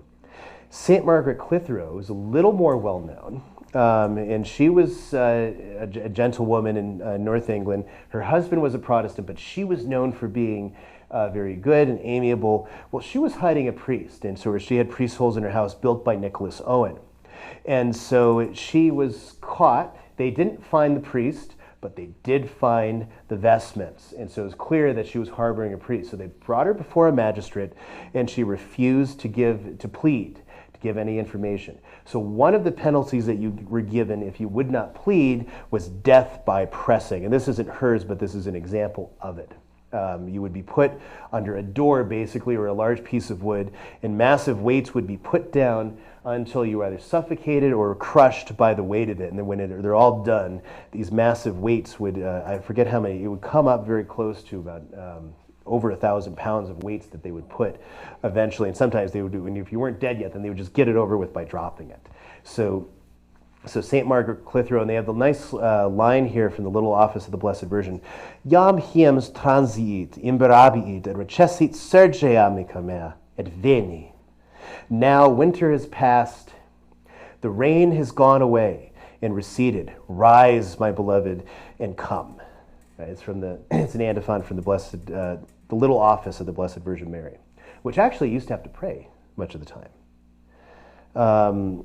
Saint Anne Line, another famous saint, her husband was working concealing priests. And so he was arrested at one point, and she was as well, for keeping a house that had priests in it. She was accused of harboring, I think, about a total of 3 priests. And then when found guilty, they asked if she had anything to say, and she said, "I'm just sorry that I couldn't have harbored 10,000 priests." So she was hanged. St. Margaret Ward. St. Margaret Ward was known to the jailer. So when they had Father Watts, who was a Marian priest from Queen Mary's reign that was ministering to the people, Margaret Ward came in to deliver him food and alms. Right? And she would give alms to prisoners in general, so it didn't seem particularly odd. Nevertheless, she and another had worked out a plan for Father's escape. So she had left a rope with his food one time, which they show her giving right here, right? A rope for him to escape. So he escapes, but he doesn't quite make it before the authorities are onto him. So she facilitates a boatman switching clothes with him. So Father Watts manages to escape, but both Margaret Ward and the boatman are arrested. The boatman because he had the priest's clothes, Margaret because she was the only person known to visit Father Watts, so obviously she gave him the rope. So under the same thing, she was executed for treason for having harbored the priest. And there's so many more throughout the legacy of Elizabeth's reign that are just horrible stories. All throughout the north, so far from a golden age for the most people in England, this was a reign of terror. Even for Protestants, you didn't pay your taxes, right? Or you were trading in wool, like Shakespeare's father was trading in wool on the side, right? Trying to make a little extra money. He gets caught and he gets severely fined. They have to sell off part of his wife's dowry, the Shakespeare family, right? Numerous people suffered tremendously. The aristocracy, on the other hand, as long as they're Protestant, they actually do pretty well. And they managed to have, a lively culture. Elizabeth keeps them all in check through a policy. It's like the inverse of Louis XIV. Louis XIV kept all the nobles at Versailles and kept them poor so you wouldn't have a return to civil war like when his minority. Well, Elizabeth does something a little different. She visits all the nobles, so just goes around visiting them. And now to entertain the queen and all her court is enormously expensive. So even William Cecil, when he was offered an earldom, he refused to take it. He said, I don't think I can afford it, because that meant she would be visiting him 2 more times per year, and he couldn't afford it. So it would keep everybody poor, attending on the queen as she's going to different places. So there's certain things, music, tobacco comes into England at this time, and sugar. So tobacco comes in through Sir Walter Raleigh, and he's famous. Yeah, I should have put a picture of him in here because there's this one picture of him sitting on a couch, and there's this massive pipe that goes all the way to the floor that he's smoking. So Sir Walter Raleigh, of course, was a Protestant. He had also introduced tobacco into Ireland, right? And under James, he would get sent to the Tower because he refuses to stop smoking. James hated smoking. Sugar comes, and sugar is the far more harmful thing that comes to England. So if you can look at medieval teeth, say even from the Black Death, and they have perfect teeth. Their teeth are beautiful, bright white. You look at corpses from, say, the 16th century, like around Elizabeth's reign or James's reign or what have you, and these are all rotting. They're abscessed, like many modern problems. That's when sugar came in, and sugar was cheap because of the trade now, whereas it used to be this incredibly exotic commodity. Now everyone can get it, and it's all the rage. So one of the things that happens is Elizabeth's teeth rot out because she just overindulges in the sugar. So as a result, a new fashion is brought up at court. Everyone dyes their teeth black.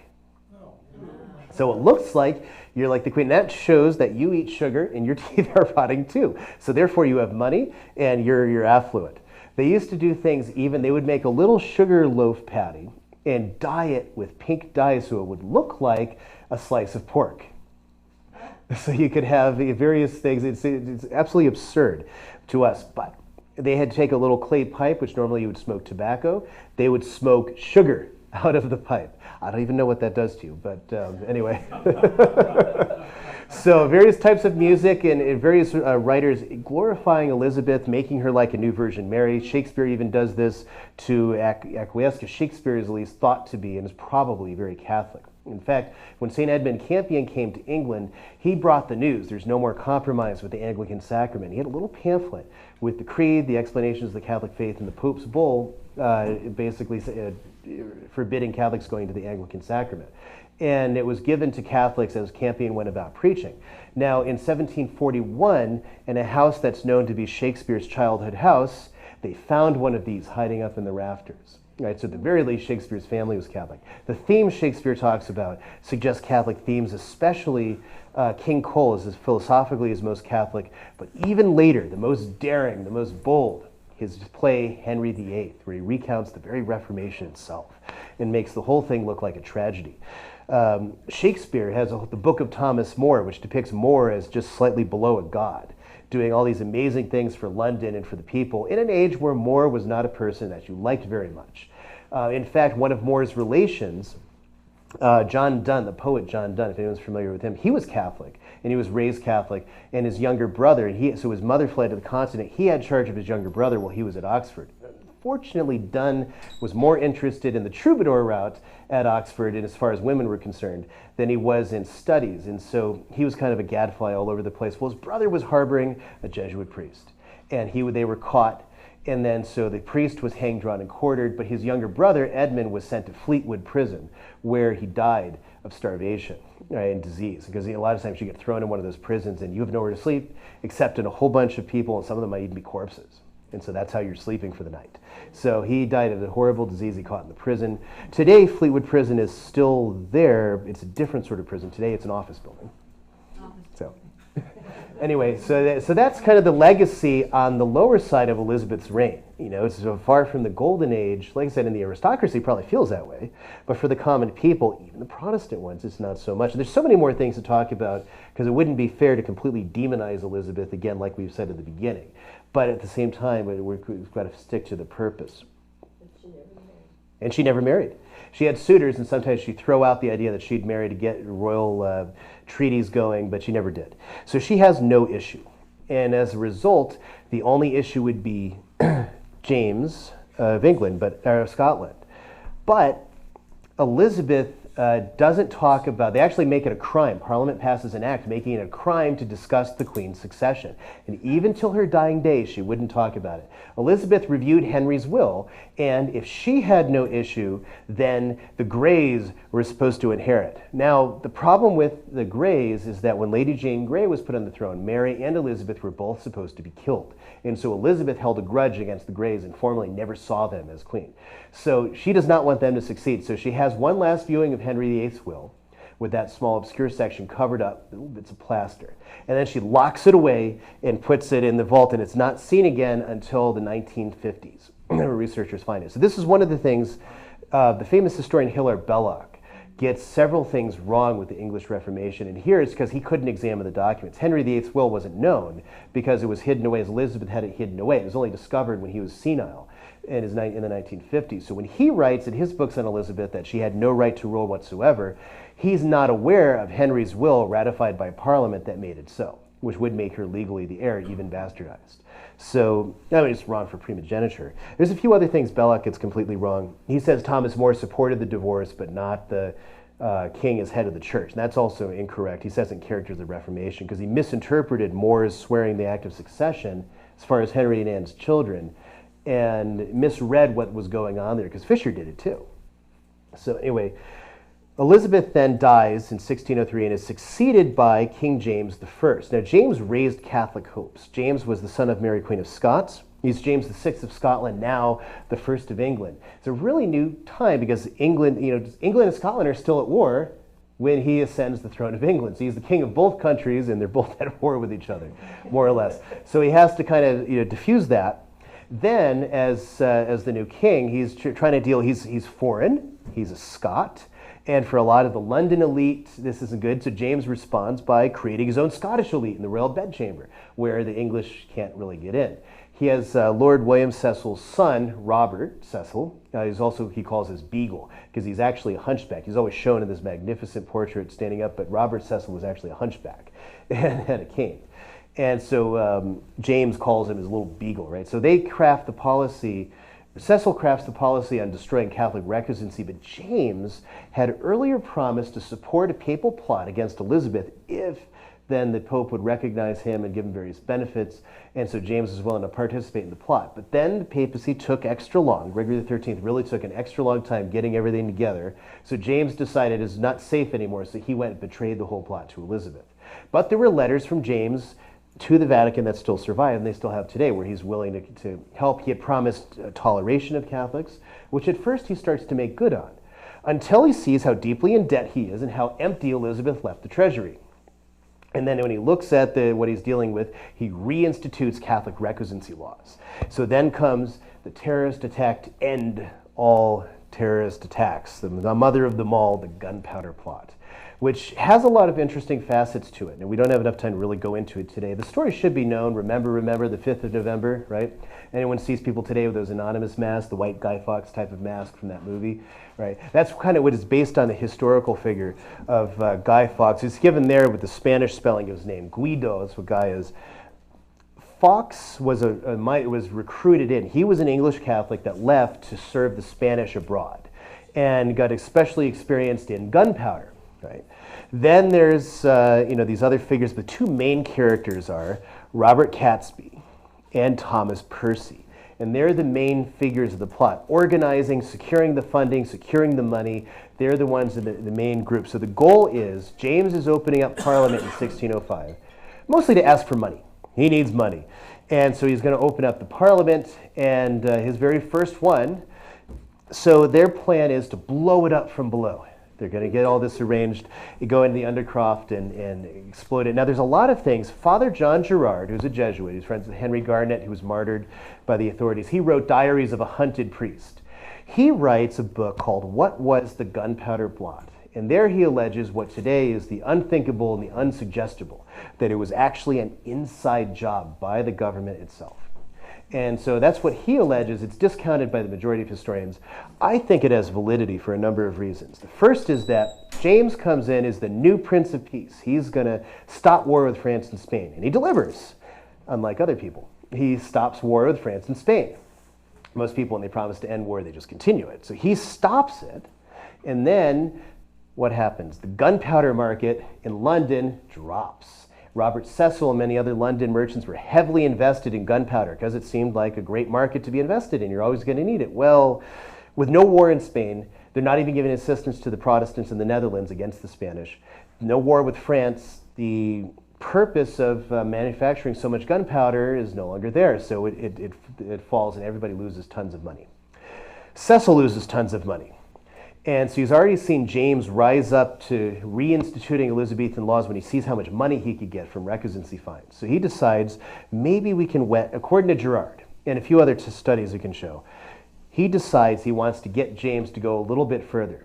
So there's another Jesuit named Edwards. I can't remember his name.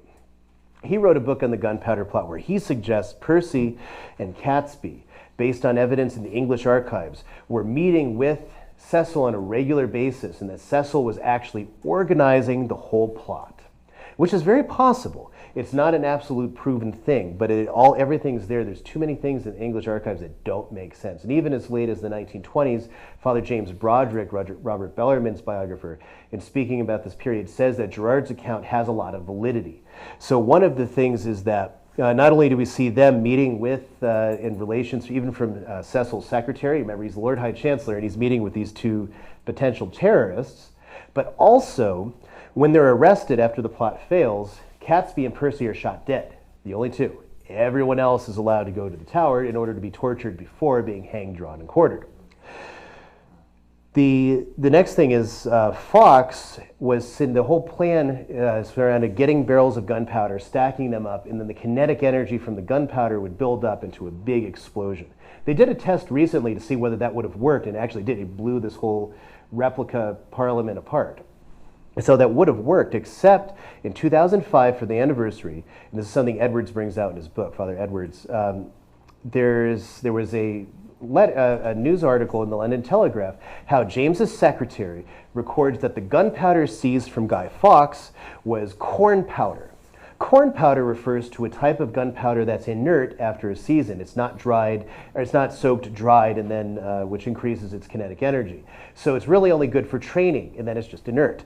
In other words, it would appear Cecil gave him a bomb that didn't work, if this story is true, which I think it was. And this is what Father John Gerard thought at the time. So either way, instantly the Pope is blamed. Cecil tries his very most to burn this in the imaginations of the English people. Never forget. So every textbook in primary school has pictures like this, and there's numerous other ones. Always Fawkes with the lantern and the spurs. That's kind of like the classic thing. So they didn't have TV to keep the propaganda flooding, but they tried their very best. Whether it was an inside job or no, they used it to their absolute utmost effect. Catholicism is treason. Look at these fellows. You don't want to be like them. Be a good communicating member of the Church of England. It's your patriotic duty.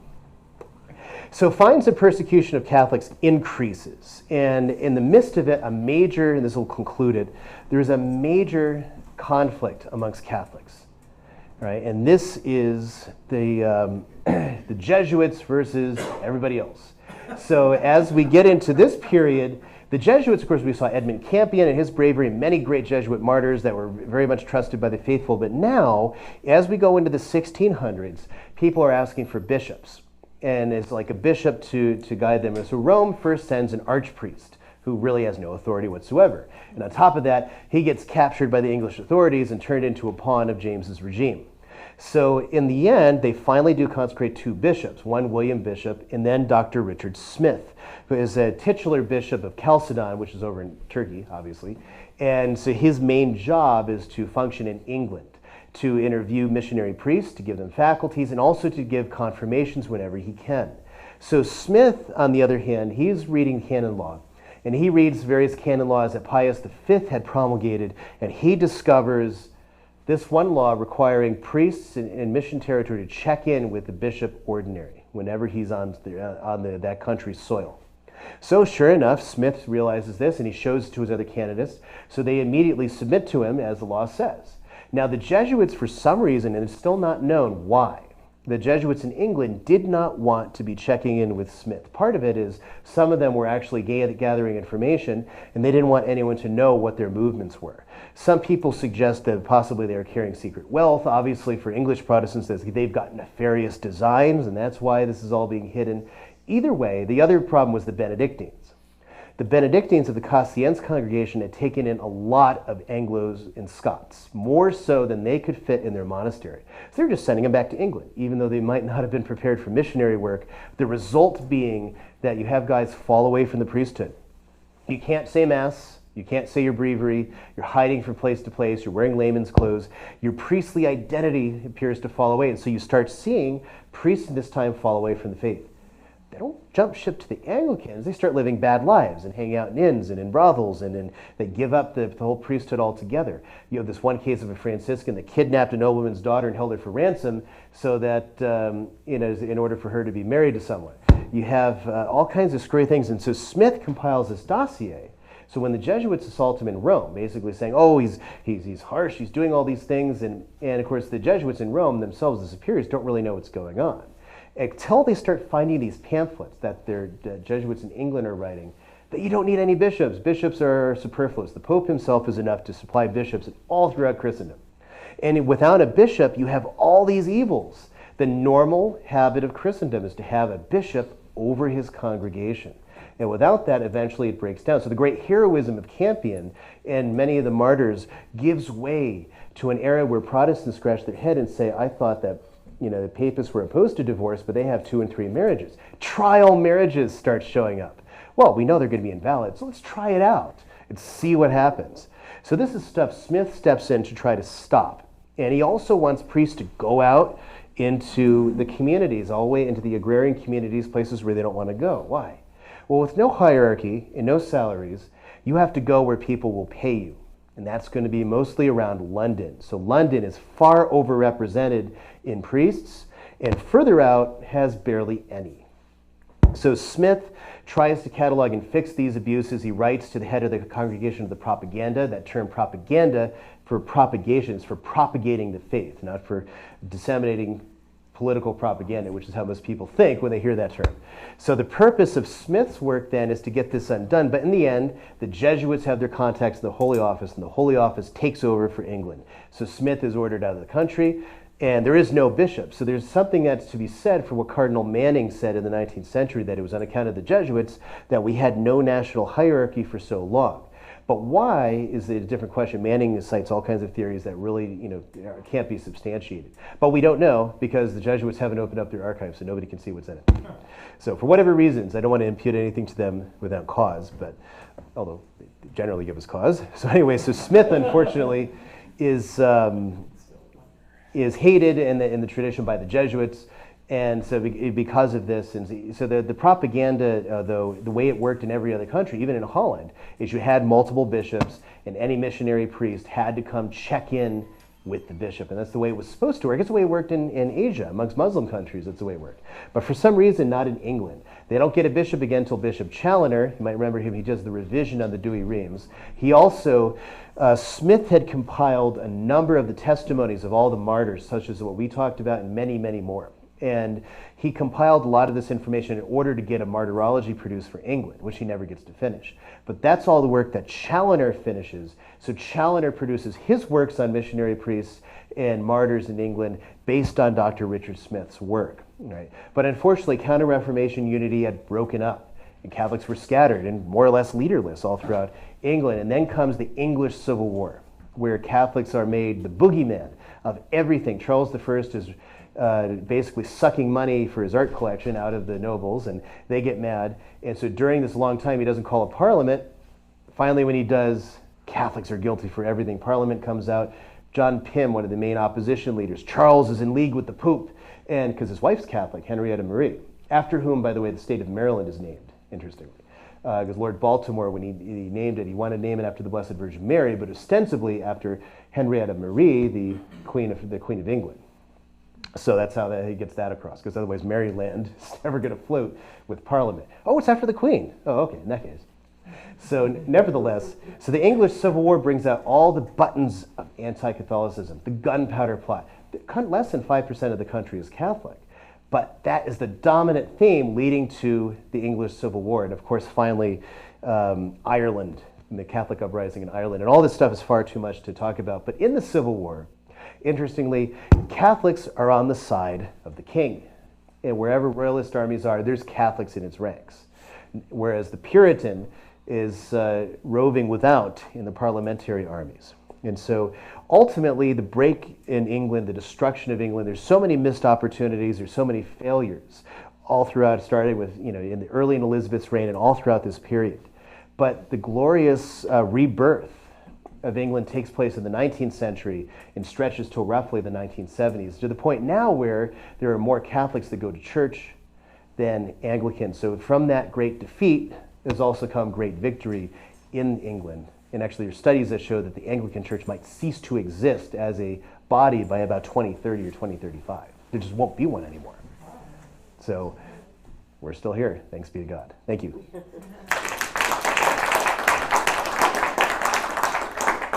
So if some people have asked, what do you do, by the way? So I am the owner and president of Mediatrix Press, which reprints books. All the books on the back table we print. There's some business cards there. I also do online education, little bits. I'm trying to expand that. I taught Latin for about 6 or 7 years in high school level and also at elementary level. So if you're interested, you can go to www.mediatrixpress.com. You can see our various projects there. I'm currently redoing the website, so it'll get a little bit better. And so we also have projects where we solicit donations, and so if you want any more information about anything we do, also talks and other things, it's all there. So, is there any questions on the Counter-Reformation or anything in this period? Yes, sir. Is the Douay College still there? Yes, it's still there, although it's not used for its original purpose. Yeah, it's been nationalized. So. It's more Huguenot now. Yeah, not even that. Yes, ma'am. Are there any theories about why, Elizabeth never married? No, because the basic thing is the unpopularity of Mary's Spanish marriage, and then likewise what Mary Queen of Scots suffers in Scotland, like being married to Lord Darnley. He was completely incompetent. First he starts out very, very charming, very handsome, but it turns out he's a drunk, and then tries to even beat her, and then he goes about whoring in the taverns and things like that. So he turns out to be completely unsuitable, except for having given her a royal heir, which would have been great if she wasn't chased out of the kingdom. So Elizabeth's seeing all this stuff and saying, okay, I don't think that works for me. Plus, early on, she was very much in love with Dudley, the Earl of Leicester. Now, Dudley had a wife that he completely ignored at home, even though he was pregnant with his child. She was pregnant with his child. And he hung around with Elizabeth all the time and was hoping to marry her. Now, he was completely flighty and taciturn, and Elizabeth basically neglected all business and just spent time with him. And she was still very young and pretty until much later, and she has to wear all this thick makeup to cover how horrid she's gotten. So Dudley has plans to try to marry her, it would seem. But how? Because his wife is at home. Suddenly, she's killed. She falls down the stairs and dies. And so that led to all kinds of theories. So there was a formal inquest, and Dudley was exonerated. But he couldn't marry Elizabeth. There's a cloud of suspicion hanging over him, which is why it's possible that if she was murdered at all, then it was done by Cecil, the Secretary of State, who would have seen this is, I got to save the government from this crazy man being the king consort. So it would have made sense. It's not proven, though. There's no evidence for it. It's just he's the one who benefits. The cui bono is Cecil. On the other hand, maybe it was entirely an accident, and Cecil still benefits. But in the end, nobody really knows. But that's probably the fact that she couldn't marry him broke her heart, I think. And that's what certain other historians think. At least it's more plausible. The other thing, his son, the Earl of Essex, Dudley's son, he tries a revolt at the very end of Elizabeth's reign, because at the end of her reign, she's very unpopular. And Elizabeth has a very hard time putting him to death just because she was in love with his father. So the Earl of Essex, though, fails as a revolutionary. He has Shakespeare put on Richard II. If anyone's familiar with Richard II, it's all about the common crowd deposing a king, basically.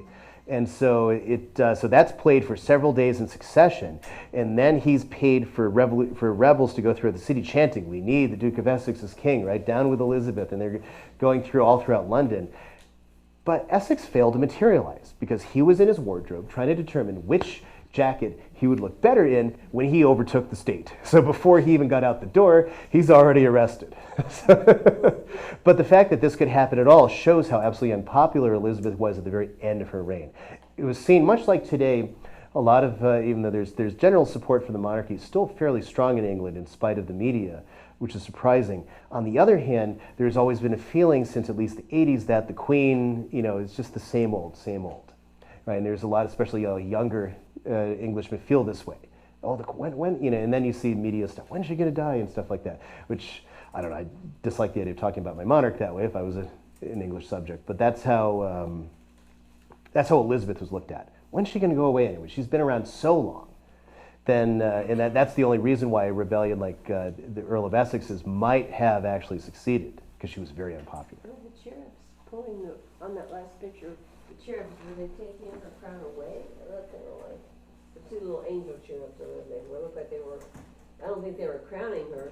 No. Looked like they were pulling them off. Holding it up. Well, it's the beginning of everything. Let me look at it. We'll see if I can. You don't have to do that. I just thought maybe that was like the both, not liking it. There we go. Yeah. There we go. Yeah, Death's looking in. Grim Reaper. But What's he the holding? The crown. It looks like they're pulling it off or something. Right. And so that seems to be the thrust of it, is taking it up. Everything. Death removes all things. And so here's Time. The skeleton holding the hourglass is a classic medieval iconography of time. The Grim Reaper over here, not so grim looking as we think of it, more gruesomely, but he's holding the Reaper, the sower and the reaper, right? Reaping and harvesting souls. And so they're always present, right? Broken, we've got this is a sickle. Oh, I see. It's so for reaping. Yes, sir. Yeah, I have a question. I guess just a statement. Listening, I didn't realize that the anti-Catholicism in England was like this. So maybe the Muslims that are there now, maybe that's God's justice on them. But Right. But the last comment you made about the monarchy since the 1980s, there's been talk of actually getting rid of it, but actually. I don't think it'll happen. Yeah, I think it's more because media speculation. Doesn't the existence of the monarchy give some connection to Catholicism? And when I step back and I look at who wants to get rid of it, it's socialists, and it's Yes. The same ones that said get rid of, break away from England at the end of World War II, and they're now third world basket cases. They're all the ones who want England to get rid of the monarchy, and when I see that, I know that cannot come to any good. I don't think it will, and especially what they've done in various studies, they show that most British subjects still support the monarchy in some way. The question is, what role is it going to have? Principally, at least since Victoria, the purpose of the monarchy has been really more union, right? Showing, symbol of unity of the nation, of the realm. Because actual governance is lost in the Glorious Revolution, so-called, where Parliament becomes supreme, and William, to get English troops to fight his wars against Louis XIV, has to give up royal prerogatives to Parliament. And so, but Parliament maintains the royal supremacy. They are basically the supreme, crown imperial, elected, of course, so it's okay. But nevertheless, so the monarch, and that's why George III is trying to take power back in the 1770s, because he wants to try to basically seize the corruption in Parliament, and there's no solution to it from where he's sitting. He can't do anything. So that's why he gets people on his side, King's men, because England in representation is a complicated thing at that time. I couldn't speak of it today because I'm not familiar with enough of current English politics, but in those times, you had counties where there might be 30 men and 100 sheep, and you will have about 15 to 20 seats in Parliament for that area. But on the other hand, you'll have very populous areas and one. Scotland that had none, but yet it's represented. So a similar thing, there's no MPs from the colonies, but they're still represented because in the English they're a universal representation. If I'm an MP in Parliament, doesn't matter where I'm from, I represent the whole English people. And that's kind of the idea from it. Which again, too, are ideas that are kind of engendered by More in the 1523 and 1529 parliaments. Kind of somewhat still his legacy. the idea of that universal representation. But so George wants to fix it. But anyway, we're kind of getting off task there. So the monarchy in England, at least now, I have a hard time seeing it being dissolved. It's probably not, it wouldn't really happen. And you're better placed to comment on this than I am. I think the Queen is very popular in the immediate royal family, but what English people hate is, we call it the hangers-on, you know, all Yes. the sort of Prince Andrew and Beatrice and Eugenia that still are on the civil list. They get paid, but, you know, that's rather annoying. Which is where Diana would have ended up had she not died. So remember we were talking about Jane Seymour's the good wife, because she dies giving Henry a son. She dies, right, early. And so Princess Diana dying when she did was able to become more of a pop star and be celebrated. But had she kept going, she was getting more self-destructive, and it would have been another one of these types of hangers-on. It wouldn't nearly have the popularity she has now, or the various conspiracy theories that the monarchy actually killed her or other things, which don't have any substance, but they're still very, very popular. But in any event. Any other questions about this, Mary? Yes, sir. I don't know if it's the right numbers or not, but back in the 60s, I was living in an English colony, and two of the people there told me that the Catholic population, at least that they were familiar with, was between 20 and 25% now in England. Does that sound anywhere? I think it would have been higher prior to the council, believe it or not. Because of converts and so many other things. You got your famous converts, and then your Chestertons and your other famous characters. You have historic Catholics like Lord Acton, and you have others. But it's the restoration of the hierarchy in England that again, now you can create parishes. Of course, they have to build them up because the original ones are in the possession of the official church. And now you have Catholic life flows again. There's an outpouring of Catholic literature in the 19th century in England. And that really generates a growth in conversions that, and you still have them today. And there's still a very strong Catholic life in England today. Yeah, just to add to that, I think the thing about Catholicism in England, the growth is mainly really through immigration from Ireland particularly. But even nowadays, the regrowth or the shoots of really strong Catholicism in England is again really through immigration. We've got lots of really good African Catholics, Indian Catholics from the Philippines. That's where, you know, if you go to these wonderful days, Day with Mary or whatever, those are the people that, you know, are there in their great numbers. It's the Africans, and coming up now the Indian Catholics too. Thank you for that. Anything else? Of course, all the Irish that came over Right. in the 18th and 19th century, which I think did a lot to spur the Parliament on to have Catholic emancipation, Right. because there's such great numbers of Irish Catholics Right. wanting to, you know, worship. Right, and then they couldn't. Interestingly, with Catholic emancipation, you see King George III does that in Canada. In Quebec, he now has in his dominions all these French Catholics in Quebec, so he legalizes it. Now, over here, we called it one of the intolerable acts, because it was intolerable that King George would legalize all these popish slaves that would then be used to take away our Bibles and make us worship the Virgin Mary. And that was the language and the rhetoric of the time at the Quebec Act. And there's actually documents from that time, right? So George III wanted to extend this out, actually. And then he got stabbed in the back by the King of France and the King of Spain during our Revolutionary Wars, who decided, maybe I don't want to do that, forget it. And so that has to wait for George IV. Is there any thought that that emancipation of Catholics in Canada caused the Americans to move up the date of the Revolution? Right. Possibly. It was a very serious thing. So John Jay, on behalf of the Continental Congress, writes a letter on behalf of the American people to the people of England, warning them that the Quebec Act will now cause English streets to run with blood. And like in the days of harken back to like the Titus Oates plot in the 1680s, or Queen Mary, you'll all be up, roasting on spits, right? He uses all this language reaching back to historic anti-Catholicism, warning the English people. Then the Continental Congress wrote a letter to the Bishop of Quebec. Well, we have our differences in religion, but our real enemy is King George. The Bishop of Quebec got both letters. So he knew exactly what was going on. So when Ben Franklin and John Carroll later would be the first bishop in this country, they go up to solicit support in Quebec. And the archbishop forbids them from going around the diocese, orders his priests not to receive them. One of them kind of takes him in, and he suspends the priest, excommunicates John Carroll. And John Carroll then is excommunicated in Quebec. It's only valid in Quebec. Outside of there, he's fine.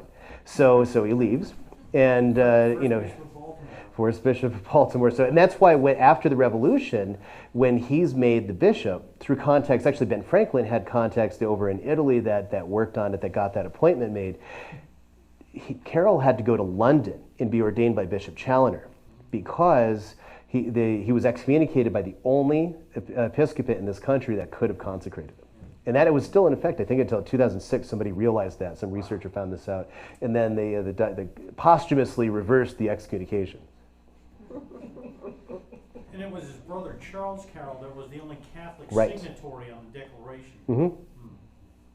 Yeah, the Carrolls were interesting. They're also extremely forward-thinking, we'll put it that way. They suggested that priests should be elected, not appointed. Bishops should be elected by the people in a great election, like as is fitting the spirit of this country, in that the Mass should be in vernacular and other things. And of course, saying that in those times, that's harking back to Pistoia and Joseph II and all these revolutions in Europe that they're dealing with, the whole idea of having vernacular liturgy and stuff like that. So that was extremely alarming when Carroll starts proposing all these types of things. But then that passed. He didn't push it any further, and it kind of went away. But When you talk about the growing church, are they growing traditional or is it growing Novus Ordo? I mean, it's just, we doing Catholics all over, are we doing traditionalists or traditionalists coming back, in other words? oh, you mean right now? Yeah, right now.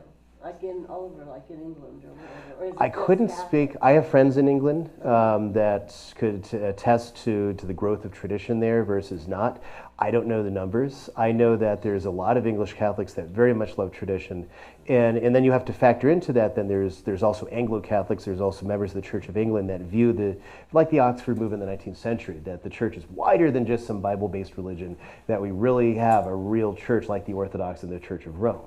And so there's still actually, they tend to be more socially conservative too than high church Anglicans, with sometimes occasional Latin and beautiful liturgy and reverent language and lots of incense.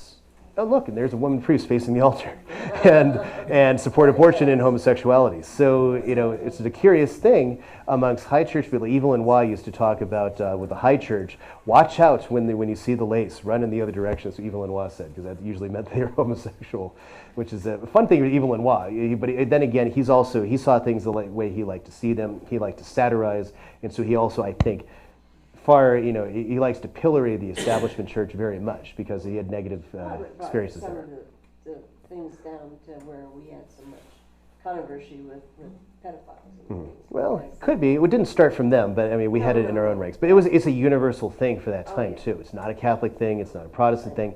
It's a cultural thing. So let's start looking at government. You're far more likely to be sexually abused in a public school than you are by a Catholic priest. At least 14-1, more likely.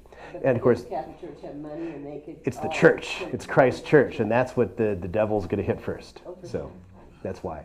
Not to say that these things didn't happen and they weren't evil. They're the most unspeakable evil. But on the other hand, why is it only the church is getting targeted? And once they legalize pedophilia, they're trying to do, are they going to say they're going to say, okay, you got to give all that money back to the church? No, they're not going to do that. Yes, right. And so it'll be double. That's where it's going. But anyway, so thank you very much. I appreciate it.